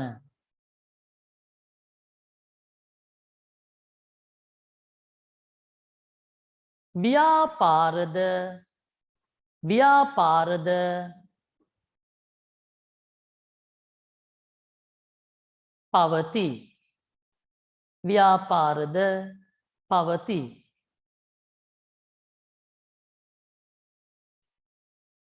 දරුවෝ ලියා ගන්න බැරි වුණා නම් කියන්න. හොඳයි එහෙනම් දැන් මම පැහැදිලි කරේ ව්‍යාපාරයක් කියන්නේ පුතේ සල්ලි වලට බඩු විකුණන කඩ ලඩ නෙමෙයි. සල්ලි වලට බඩු විකුණන තැන් නෙමෙයි. එව්වත් ව්‍යාපාරය එව්ව විතරක් නෙමෙයි. ව්‍යාපාරයක් කියලා කියන්නේ. එහෙනම් බඩු විකුණනවද සල්ලි ගන්නවද කියන සාධකය පදනම් කරගෙන අපි ව්‍යාපාර අර්ථ දක්වන්නේ නැහැ. ව්‍යාපාර අර්ථ දක්වන්නේ මෙන්න මේ කාරණා දෙක පදනම් කරගෙන. එකක් තමයි මිනිස් අවශ්‍යතා හා උවමනා ඉටු කරනවද කියන එකත් මිනිස් අවශ්‍යතා හා උවමනා ඉටු කරනවද කියන එකත් ආර්ථික කටයුත්තක්ද කියන එකත් මොකක්ද මිනිස් අවශ්‍යතාව උවමනා ඉටු කරනවා කියන්නේ මොකක්ද ආර්ථික කටයුත්තක් කියන්නේ කියන පද දෙකේ අර්ථයන් පුතේ මං ඉදිරියේදී කියලා දෙන්නම්. හොඳයි. දැන් මම නැවත නිබන්ධනයේ පැත්තට යනවා. දරුවෝ දැන් අපි ගන්න නිබන්ධනයේ මෙන්න මේ කොටස. ඒ අනුව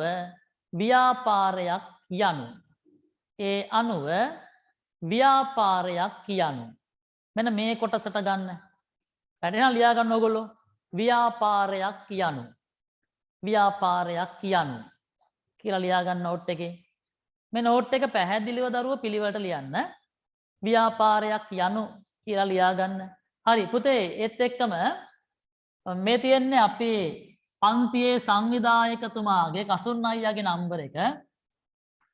අනිබන්ධන ලබා ගැනීමට පන්තියේ ස්ථීරව ලියාපදිංචි වීමට ලියාපදිංචි වෙලා නැති දරුවන් ස්ථීරව ලියාපදිංචි වීමට නිබන්ධන ලබා ගැනීමට මෙන්න මේ අංකෙට ඕගොල්ලන්ගේ නම ලිපිනය දාලා මැසේජ් එකක් දාන්න.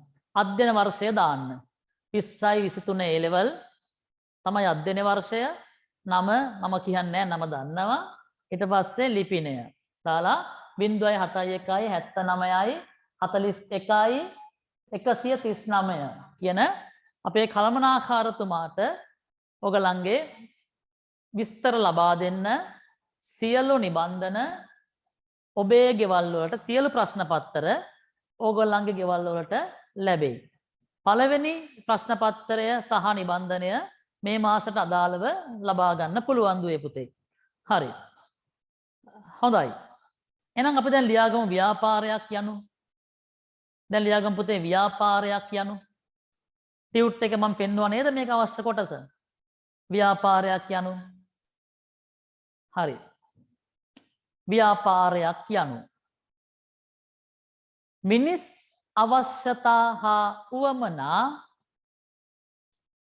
මිනිස් අවශ්‍යතා හා උවමනා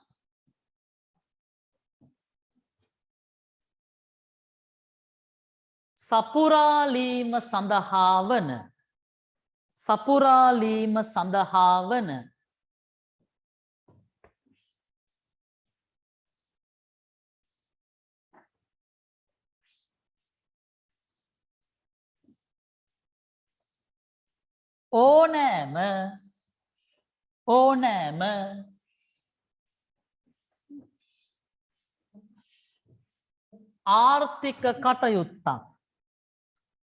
ඕනෑම ආර්ථික කටයුත්තක්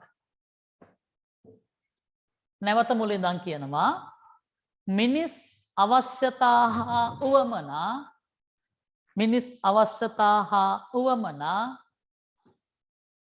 සපුරාලීම සඳහා වන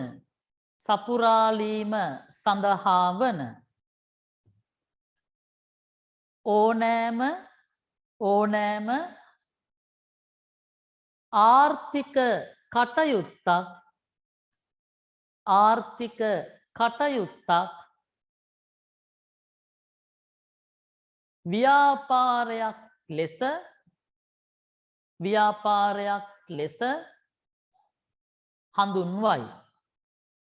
ව්‍යාපාරයක් ලෙස හඳුන්වයි. හොඳයි අපි ඔය ලිව්වේ පුතේ ව්‍යාපාරයක් යනු. එහෙනම් ව්‍යාපාර අධ්‍යයනය විෂය තුල හාපුරා කියලා චාමර සංකල්ප ඕගලන්ට උගන්වපු සංකල්පය තමයි ව්‍යාපාරයක් කියන්නේ මොකක්ද කියන එක. දැන් මෙතනින් එහාට කඩ විතරක් නෙමෙයි, ලඩ විතරක් නෙමෙයි ව්‍යාපාර කියන්නේ. නම් බැංකුව කියන්නේත් ව්‍යාපාරයක්. ගමනාගමන මණ්ඩලය ඔය සිසුසැරිය බස් තියන ගමනාගමන මණ්ඩලය ව්‍යාපාරයක්. පාසල කියන්නේත් ව්‍යාපාරයක්. සුසිප්පින් ආයතනය කියන්නේත් ව්‍යාපාරයක්. ඔයගොල්ලෝ ඕ ලෙවල් ගිය උපකාරක පන්ති ඔක්කොම ව්‍යාපාර. රෝහල කියන්නේ ව්‍යාපාරයක්. ඕගොල්ලෝ අනාගතේ යන්න ඉන්න විශ්වවිද්‍යාලය ඒක පෞද්ගලික වේවා රාජ්‍ය වේවා ව්‍යාපාරයක්. රතුපුරුෂ සංවිධානය, සිංහ සමාජය, රොටරි සමාජය වගේ සමාජත් ව්‍යාපාර. AAT ආයතනය, වරලත් ගණකාධිකාරී ආයතනය මෙව්වත් ව්‍යාපාර. ගමේ තියෙන සුබසාධන සමිතිය, මරණාධාර සමිතිය මෙව්වත් විවිධ ස්වරූපයන්ගේ ව්‍යාපාර. එනම් පේනව නේද? ව්‍යාපාර අපි වටකොටගෙන සිටිනවා කියලා. අර දුඩු ගැමුණු රජතුමා පොඩි කාලේ කියවනේ එක පැත්තකින් මහා මුහුද ඔහොම කතාවක් කිව්වනේ. එහෙනම් යාට නිදා ගන්න බෑ කියලා. අපිටත් එහෙමයි. අපි වටකොට තියෙන ව්‍යාපාර. ඉතින් මේ වටේ තියෙන ව්‍යාපාර ගැන දන්නේ නැතුව පුතේ කොහොමද ජීවත් වෙන්නේ? දැන් අපි දන්නවනේ වැඩි යුගය වගේ කාලවල අම්මලා තාත්තලා ළමයින්ට ගෙන්නුවේ දඩයම් කරන සතෙක් මරාගෙන කන්න විදිය. මොකද ඒ කාලේ ඒක තමයි ඕනේ.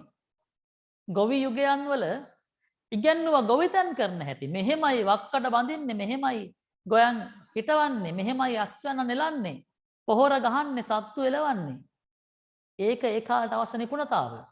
දැන් අපි ඉන්නේ ව්‍යාපාර හා තොරතුරු තාක්ෂණ යුගයක. මේ විෂයන් ඉගෙන ගත යුතුයි. ඉගෙන ගත යුතුයි. අපිට අවශ්‍ය ගොඩක් දේවල් අද මට ඔයාට සපයන්නේ පුතේ ව්‍යාපාර විසින්. ආණ්ඩු පත් කරන්නේ ආණ්ඩු බලයෙන් වට්ටන්නේ ව්‍යාපාර විසින්. රට පාලනය කරන්න අපිට පේන කට්ටිය නෙමෙයි. පැත්තක ඉන්න ව්‍යාපාරිකයෝ ටික. පරිසරය ආරක්ෂා කරන්නේ පරිසරය විනාශ කරන්නේ ඒත් ව්‍යාපාර. තරඟ පවත්වන්නේ වර්ල්ඩ් කප් ගස්සන්නේ ඒවට තෑගි ලබා දෙන්නේ IPL ගස්සන්නේ මේ ඔක්කොම ව්‍යාපාර. අතිශය පුළුල් ජාලයක්. ඉතින් ඒ ජාලය ඉගෙන ගන්න අද ඉඳන් ඔයගලන්ට ආසාවෙන් ඉන්න කියලා මං ආරාධනා කරනවා. හරි. මං ඔය ලිව්වේ පුතේ එක නිර්වචනයක්. එහෙනම් නිබන්ධනයේදී තව නිර්වචනයක් අපි ලියාගමු. මම නැවත එනවා අපේ ටියුට් එක දිහාවට. පුතේ මෙන්න මෙතන තියෙනවා හෝ කියලා. එහෙනම් මෙන්න මෙතන හෝ කියන එක යටතේ තව රූල් තුනක් තියෙනවා. මෙතන ලියමු අපි ඊළඟ නිර්වචනය. දැන් බලන්න ඕකත් එක්කම ටියුට් එක. නේ බලන්න පුතේ. advanced level past question practice. මෙන්න මෙතන තියෙන ප්‍රශ්න 4ක්. මේ විදිහට පුතේ හැම ඒකකයක්ම අවසානයේ. මම නැවත ඊළඟ තැනකට යනවා. මෙන්න මෙතන නැවත තියෙනවා මේ. මෙතන තියෙන ප්‍රශ්න කීයක්ද? ප්‍රශ්න 11ක්. මේ වගේ හැම අණු ඒකකයක්ම අවසානයේ ඕගොල්ලන්ට විභාග ප්‍රශ්නාවලියක් මම කියලා දෙනවා. මේ ඊළඟ කොටස.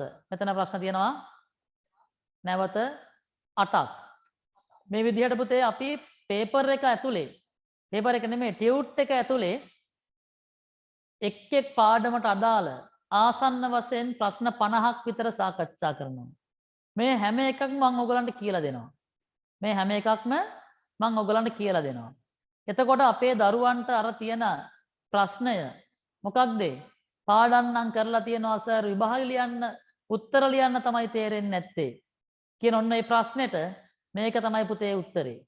ඉතින් ඒ උත්තරය ගොඩක් තැන්වල කරන්නේ රිවිෂන් පන්ති පටන් ගන්නකම් ඉන්නවා. අපි රිවිෂන් පටන් ගද්දී ප්‍රශ්න 1000ක් විතර ඔයගලන්ට කතා කරලා ඉවර කරනවා.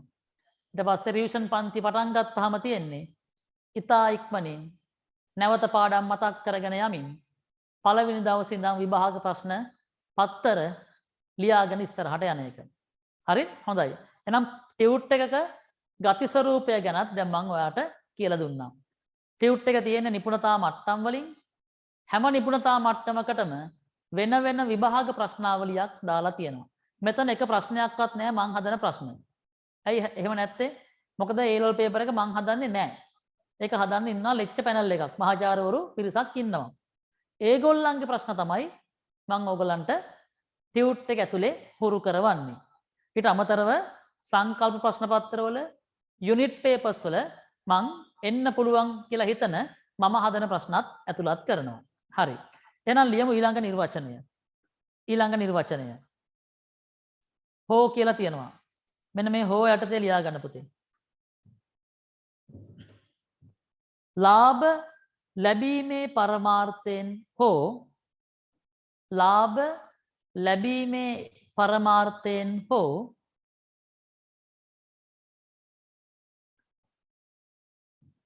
ලාභ ලැබීමේ පරමාර්ථයෙන් හෝ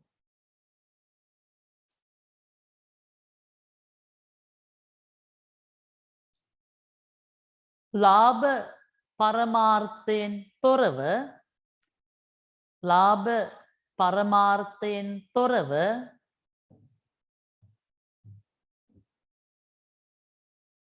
ලාභ පරමාර්ථයෙන් තොරව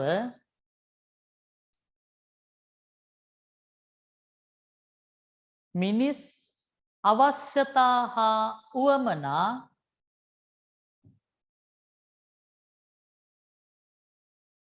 මිනිස් අවශ්‍යතා හා උවමනා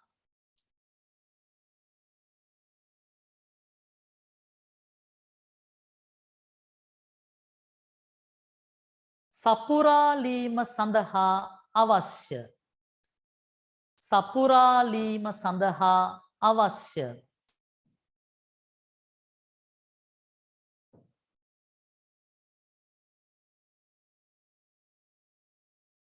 බාණ්ඩ හා සේවා. බාණ්ඩ හා සේවා. බාණ්ඩ හා සේවා.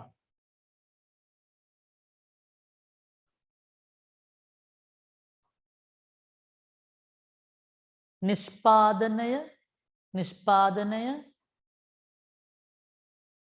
කමා බෙදා හැරීම කමා බෙදා හැරීම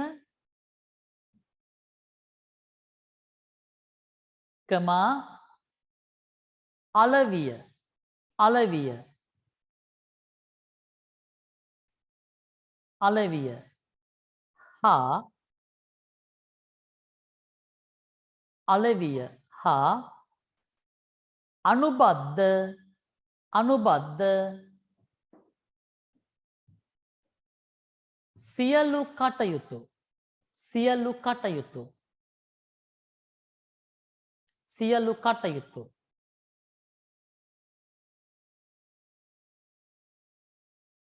ව්‍යාපාර ලෙස ව්‍යාපාර ලෙස ව්‍යාපාර ලෙස හැඳින්විය හැකිය.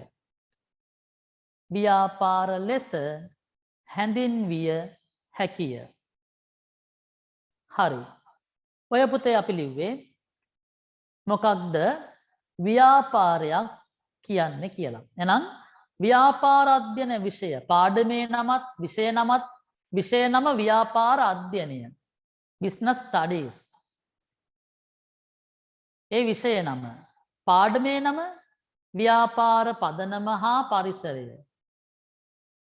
Foundation of Business and Business Environment. එහෙනම් හැම තැනම තියෙන වචනයක් තමයි ව්‍යාපාර එහෙම නැත්නම් business. business කියන එකේ පදය තමයි being busy. කාර්ය බහුලත්වය. ඉතින් මේ කාර්ය බහුල වන්නේ මොකටද කියලා දරුවෝ මම දැන් ඕගලන්ට කියලා දුන්නා. දැන් මෙන්න මේකේ පොඩි කතාවක් පුතේ අපි ලියන්නේ මේ. මේ ලියන්නේ හරි ලස්සන BS කතාවක්. මේ කතාවේදී අවස්ථා සම්බන්ධයක් එකිනෙකට ගලාගෙන යනවා. අග මුල මැද අග සහිත කතාවක් තමයි පුතේ. දංගලක පුරුක් වගේ එකිනෙකට බද්ධ වෙච්ච කතාවක් තමයි අපි පිළිවෙලට මේ විෂයේදී ඉගෙනගෙන යන්නේ. එහෙනම් අපි ලිව්වනේ දැන් ව්‍යාපාරයක් කියන්නේ මොකක්ද කියලා. නේද? අපි ලිව්වා ව්‍යාපාරයක් කියන්නේ මොකක්ද කියලා. පුතේ අපි ඇයි ව්‍යාපාරවලට යන්නේ? අපි ඇයි ව්‍යාපාරවලට යන්නේ? අපේ වෙලාව දැන් මේ නැවත මතක් කරනවා සඳුදා 5:07 කියන වෙලාව දැම්මොත් දරුවෝ ගැටලුවක් නැහැ නේද ඔයගොල්ලන්ට?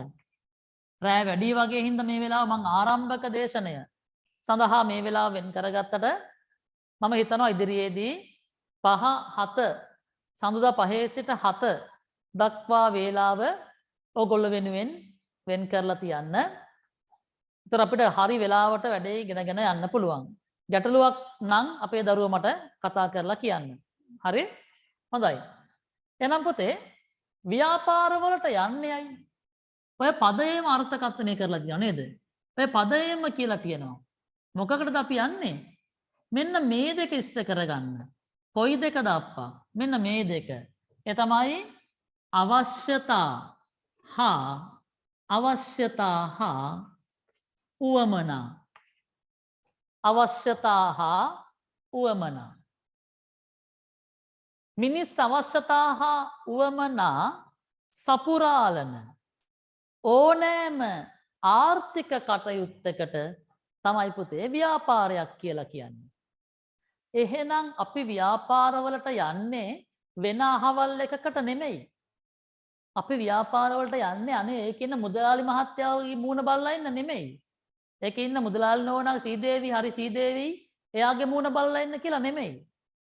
අපි යන්නේ ගෙදර ඉන්න බෑ ලොක්ඩවුන් එක ඇස්සේ ගෙදර ඉඳලා එපා වෙනවා වටයක් දාලා එන්නම් කියලා නෙමෙයි.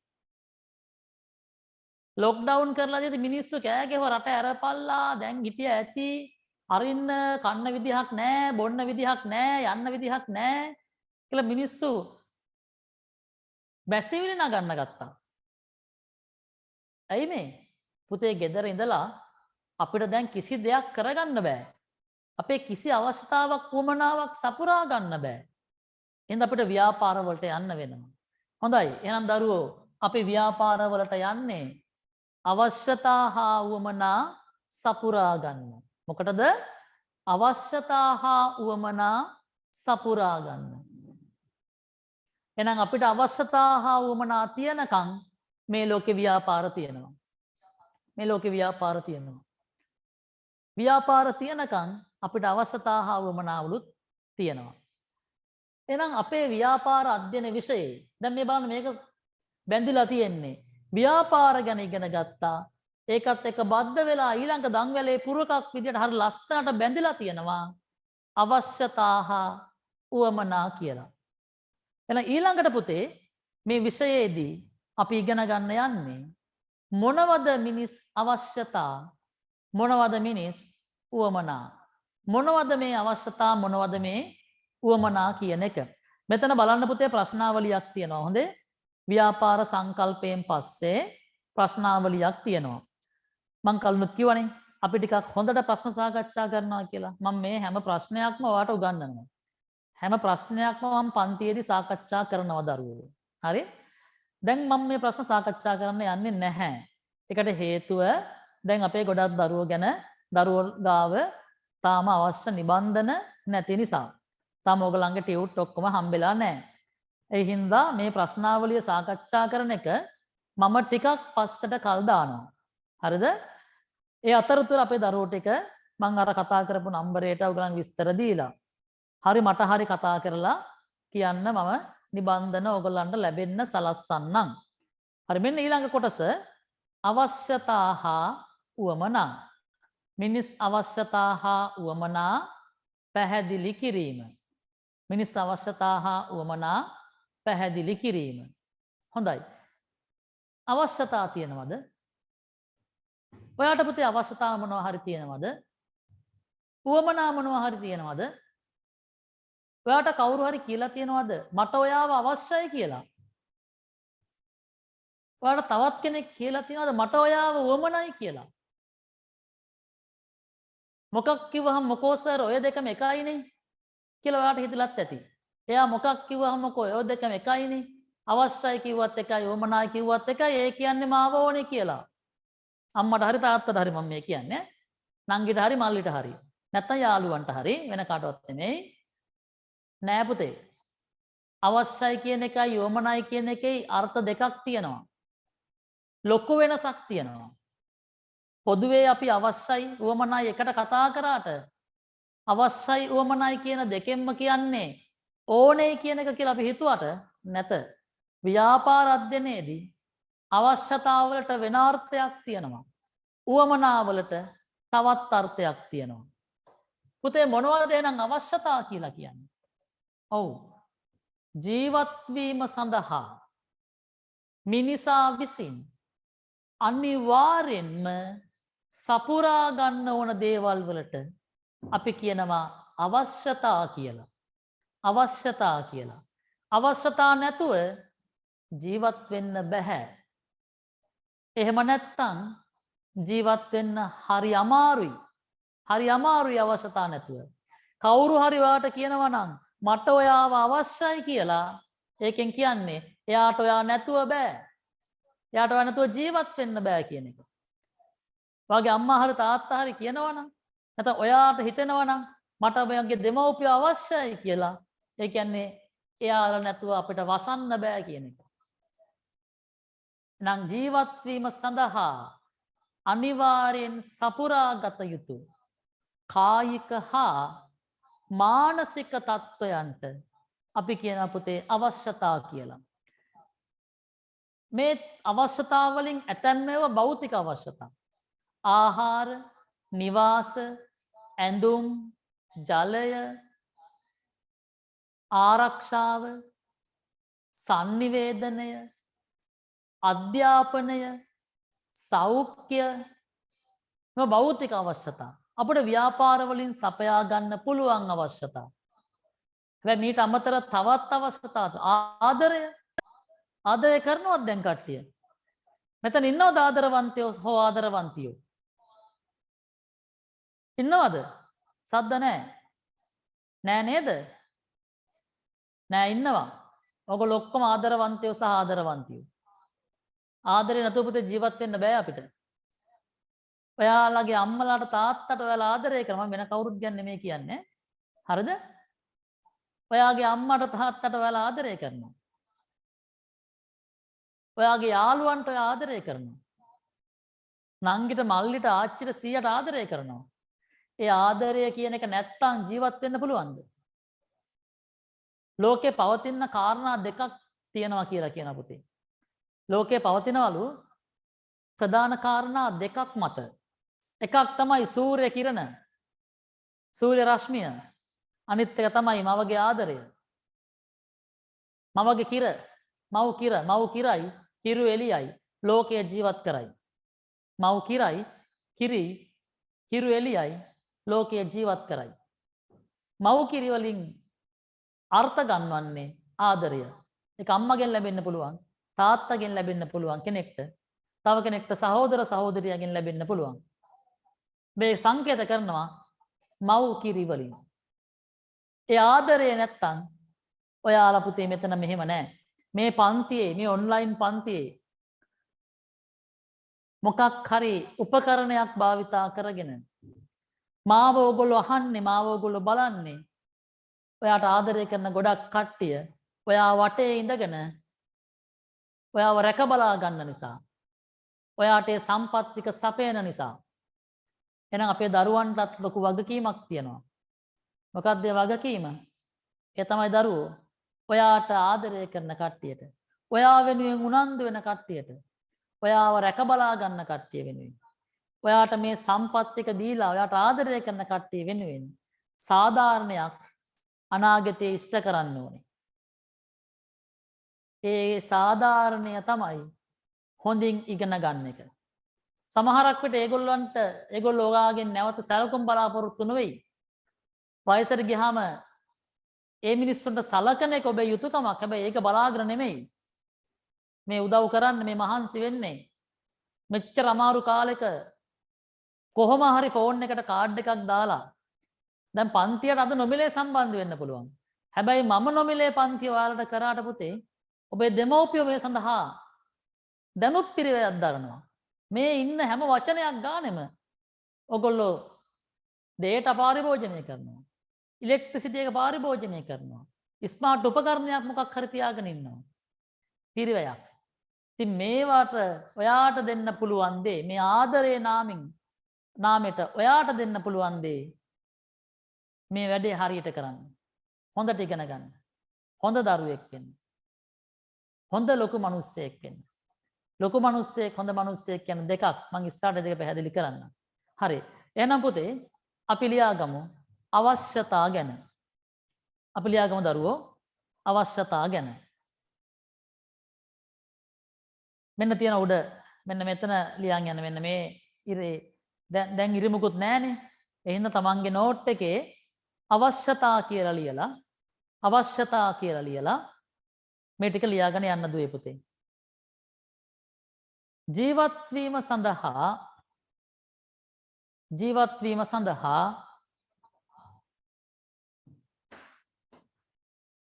මිනිසා විසින්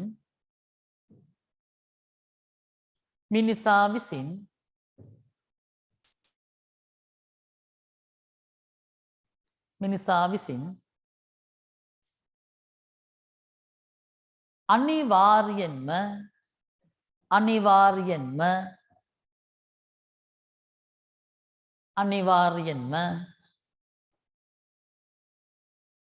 සපුරා ගත යුතු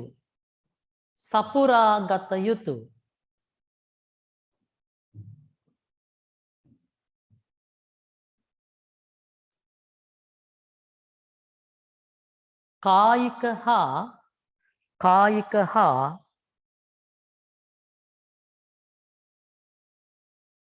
මානසික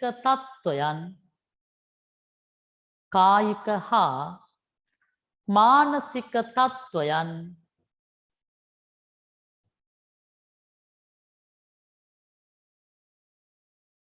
කායික හා මානසික තත්ත්වයන්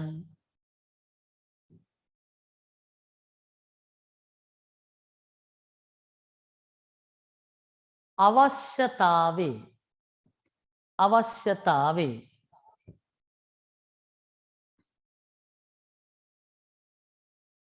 හොඳයි. ඒකත් එක්කම ඊළඟ වචනේ උවමනා. දැන් අවස්ථාවට උදාහරණත් මම පුතේ කිව්වා. අපි ඉදිරියේදී නැවත වතාවක් උදාහරණ ටික සාකච්ඡා කරනවා. උවමනා. මේ අවශ්‍යතා සපුරා ගන්න විවෘත වෙලා තියෙන විවිධ ක්‍රමවේදයන් වලට අපි කියනවා දරුවෝ උවමනා කියලා. දැන් ආහාර කියන්නේ අවශ්‍යතාවක්නේ. ආහාර කියන අවශ්‍යතාව සපුරා ගන්න එක්කෙනෙක් පාන් කනවා. තව කෙනෙක් බත් කනවා. තව කෙනෙක් කොත්තු කනවා. තව කෙනෙක් රයිස් කනවා. තව කෙනෙක් රොටියක් පුච්චන් කනවා. තව කෙනෙක් පීසා රොටියක් කනවා. අවශ්‍යතාව සපුරා ගන්නා විවිධ ස්වරූප. ඇඳුම් කියන්නේ අවශ්‍යතාවක්. එක්කෙනෙක් කලිසමක් අඳිනවා. තව කෙනෙක් ගවුමක් අඳිනවා. තව කෙනෙක් සරමක් අඳිනවා. තව කෙනෙක් ටී-ෂර්ට් එකක් අඳිනවා. මෙන්න මේ අවශ්‍යතා සපුරා ගන්න විවිධ ස්වරූපවලට දුවේ පුතේ අපි කියනවා උවමනා කියලා. අවශ්‍යතා වගේ උවමනා නැතුවම බැරි නෑ. ආහාර ඕනෙමයි ජීවත් වෙන්න. හැබැයි රැට අජිනමොටෝ යහමින් දාපු නේද? කෑවහම පහුවදා පුරාවටම බඩේ අමාරුව හැදෙන රෑ තිස්සේ නිින්ද යන්නේ නැති වතුර තිබහ වෙන රයිස් එකක් කන්නම ඕනේද? නෑ. විවිධ විකල්ප තියෙනවා. අනේකයි මං කියන්නේ උවමනා අනිවාර්ය නෑ කියලා. ඔන්න දැන් මම නැවත තැනට එනවා. මට ඔයා අවශ්‍යයි. ඒ කියන්නේ මට ඔයා නැතුව බෑ. මට ඔයා උවමනයි. මට ඔයා හිටියත් එකයි නැතත් එකයි. ඔයා නැත්තම් මෙයා. රයිස් නැත්තම් කොත්තු නැත්තම් බත් ටිකක් කනවා. අන්න අවශ්‍යයි කියන එකයි උවමනයි කියන එකයි වෙනස් කියලා මම ඔයාට කිව්වේ ඒකයි දරුවෝ. හලියාගොම එහෙනම් උවමනා.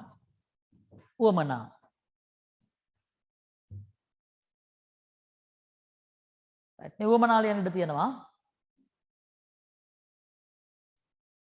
උවමනා මෙන්න නිර්වචනයක් ටියුට් එකේ දීලා තියෙනවා. අවශ්‍යතා සපුරාගත හැකි විවිධ මාර්ග ආකාර ස්වරූප හෝ ක්‍රම ලෙස හැඳින්වේ. ටියුට් එකේ තියෙනවා පුතේ මේ නිර්වචනය. අවශ්‍යතා සපුරා ගනු ලබන විවිධ මාර්ග. අපි තව නිර්වචනයක් ලියාගමු. හෝ කියලා. එක නිර්වචනයක් ටියුට් එකේ තියෙනවා. ඊළඟ නිර්වචනය ලියමු. දෙවෙනි නිර්වචනය උවමනා යටතේ අපි දැන් ඉන්නේ උවමනා කියන එකේ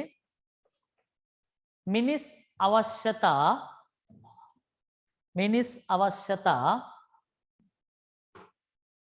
සපුරා ගැනීම සඳහා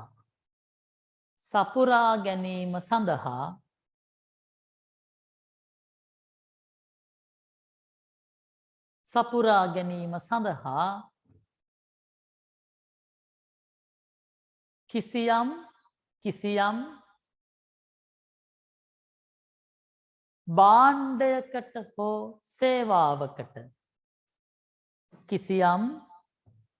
භාණ්ඩයකට හෝ සේවාවකට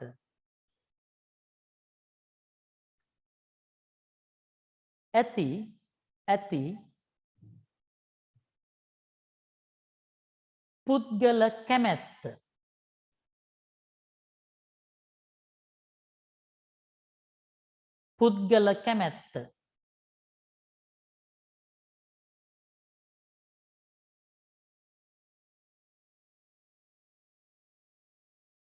පුද්ගල කැමැත්ත උවමනා ලෙස හඳුන්වයි.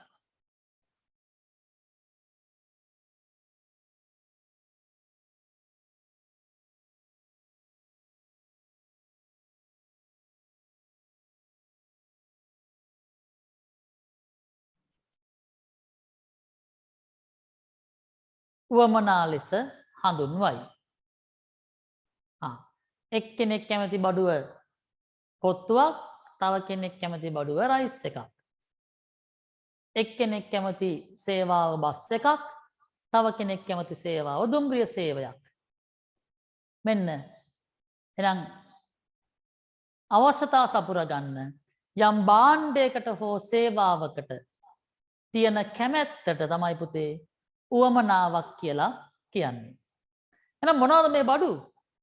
මොනවද මේ සේවා? කතා කරනවා අපි පාඩමේ ඉදිරි කොටසකදී. පාඩමේ ඉදිරි කොටසකදී පුතේ අපි කතා කරනවා මොනවද භාණ්ඩ, මොනවද සේවා කියන්නේ කියලා. හොඳයි. දැන් ඔන්න පළවෙනි දවසේදී පුතේ මම ඔයාලට ඉගන්නුවා අවශ්‍යතා කියන්නේ මොනවද? උවමනා කියන්නේ මොනවද කියලා. එනම් මේ අවශ්‍යතා හා උවමනාවලට විවිධ වූ උදාහරණ අපිට දක්වන්න පුළුවන්. ඒ වගේම මේවල විවිධ වූ ලක්ෂණ තියෙනවා පුතේ. විවිධ වූ ලක්ෂණ තියෙනවා.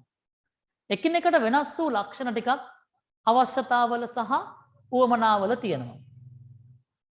ඉතින් අපි ඊළඟට දීර්ඝව කතා කරන්න සූදානම් වෙන්නේ මොනවද මේ අවශ්‍යතා සහ උවමනාවල තියෙන වෙන්වෙන් වූ ලක්ෂණ කියන එක. හරි. මම ඒ ටික අද දවසේ කතා කරන්න සූදානම් වෙන්නේ නැහැ.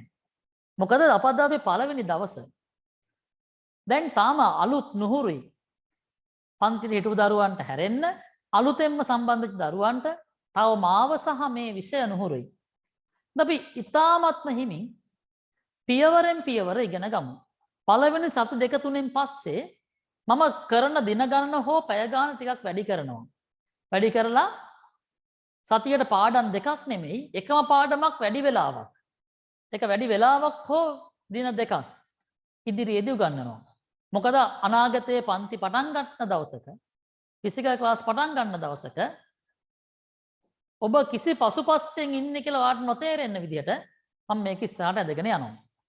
මට පුතේ ඔයගොල්ලන්ගෙන් උදව්වක් ඕනේ. BS පන්තියට එන හැම දරුවෙක්ම මම ඉත ආයාචනයෙන් ඉල්ලනවා උදව් දෙකක්. එකක් තමයි පන්තියට දරුවෝ හැමදාම සම්බන්ධ වෙන්න. පන්තියට හැමදාම සම්බන්ධ වෙන්න. තාක්ෂණික බාධාවක් නැති වුණොත් මොකද මේ ඔන්ලයින් නේ? ලංකාවේ හිටපු ගමන් කරන්ට් එක නැහැ. මේ වගේ තාක්ෂණික බාධා එනවා. නැත්තම් දැඩි ලෙස අකුණු ගහමින් වහිනවා. දැන් අද දවල් ඒ අකරතැබ්බියට අපි මුහුණ දුන්නා. දැඩි ලෙස අකුණු ගහමින් වහිනවා. එහෙම නැත්තම් වෙන මොකක් හෝ නොයලෙක්වේ හේතුවක් නොවුනොත් පන්තිය හැමදාම සුපුරුදු පරිදි පැවැත්වෙනවා. අපේ දරුවෝ හැමෝම හැමදාම පන්තියට එන්න. ඊළඟ එක තමයි පොතේ දවසට කරන ටික ඒ දවසේම පාඩම් කරගන්න. ඒ දවසෙන් බලා ගන්න. එතකොට පොතේ A level කියන එක දුෂ්කර ක්‍රියා කරන්නේ නැතුව පාස් වෙන්න පුළුවන් විෂයක් වෙනවා.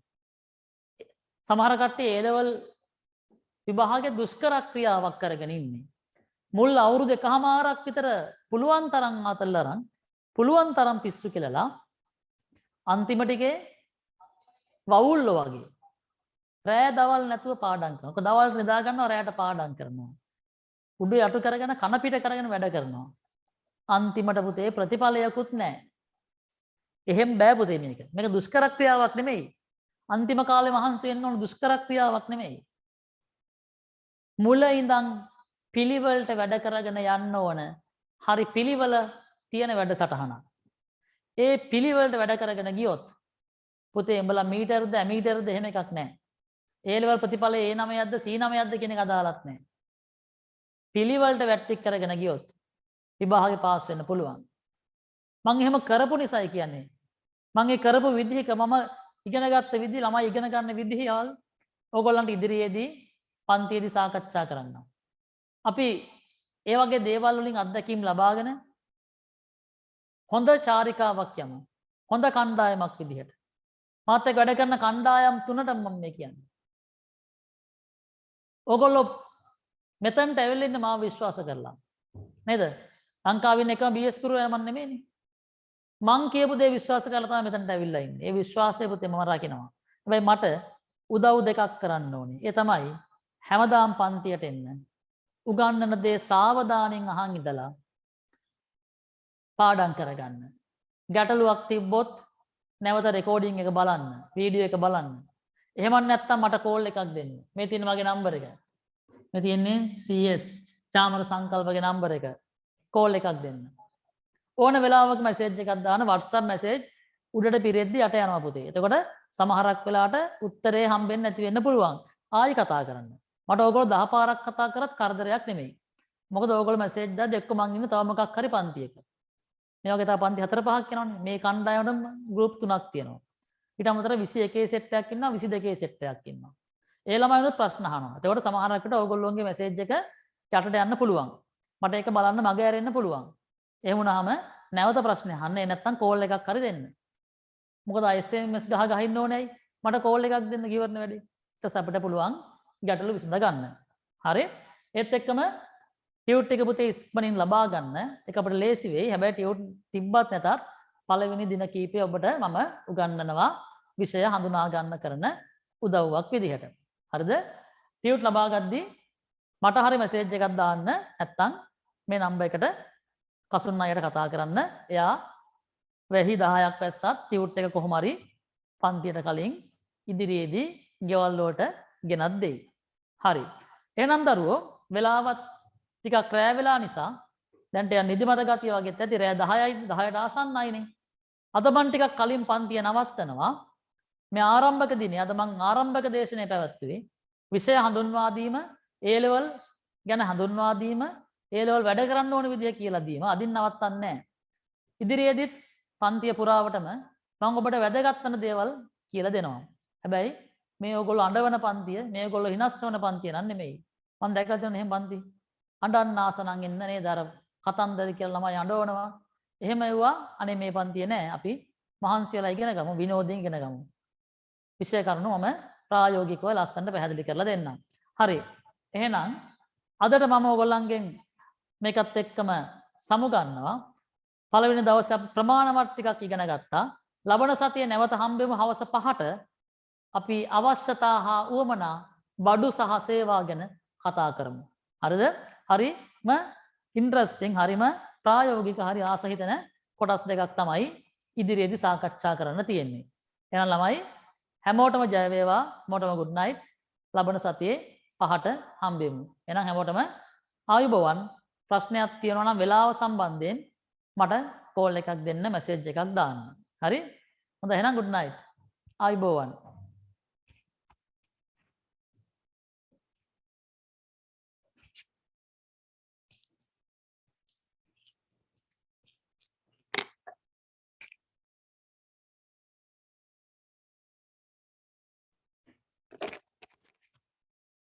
ළමයි ප්‍රශ්න තියෙනවා නම් අහන්න පුළුවන්.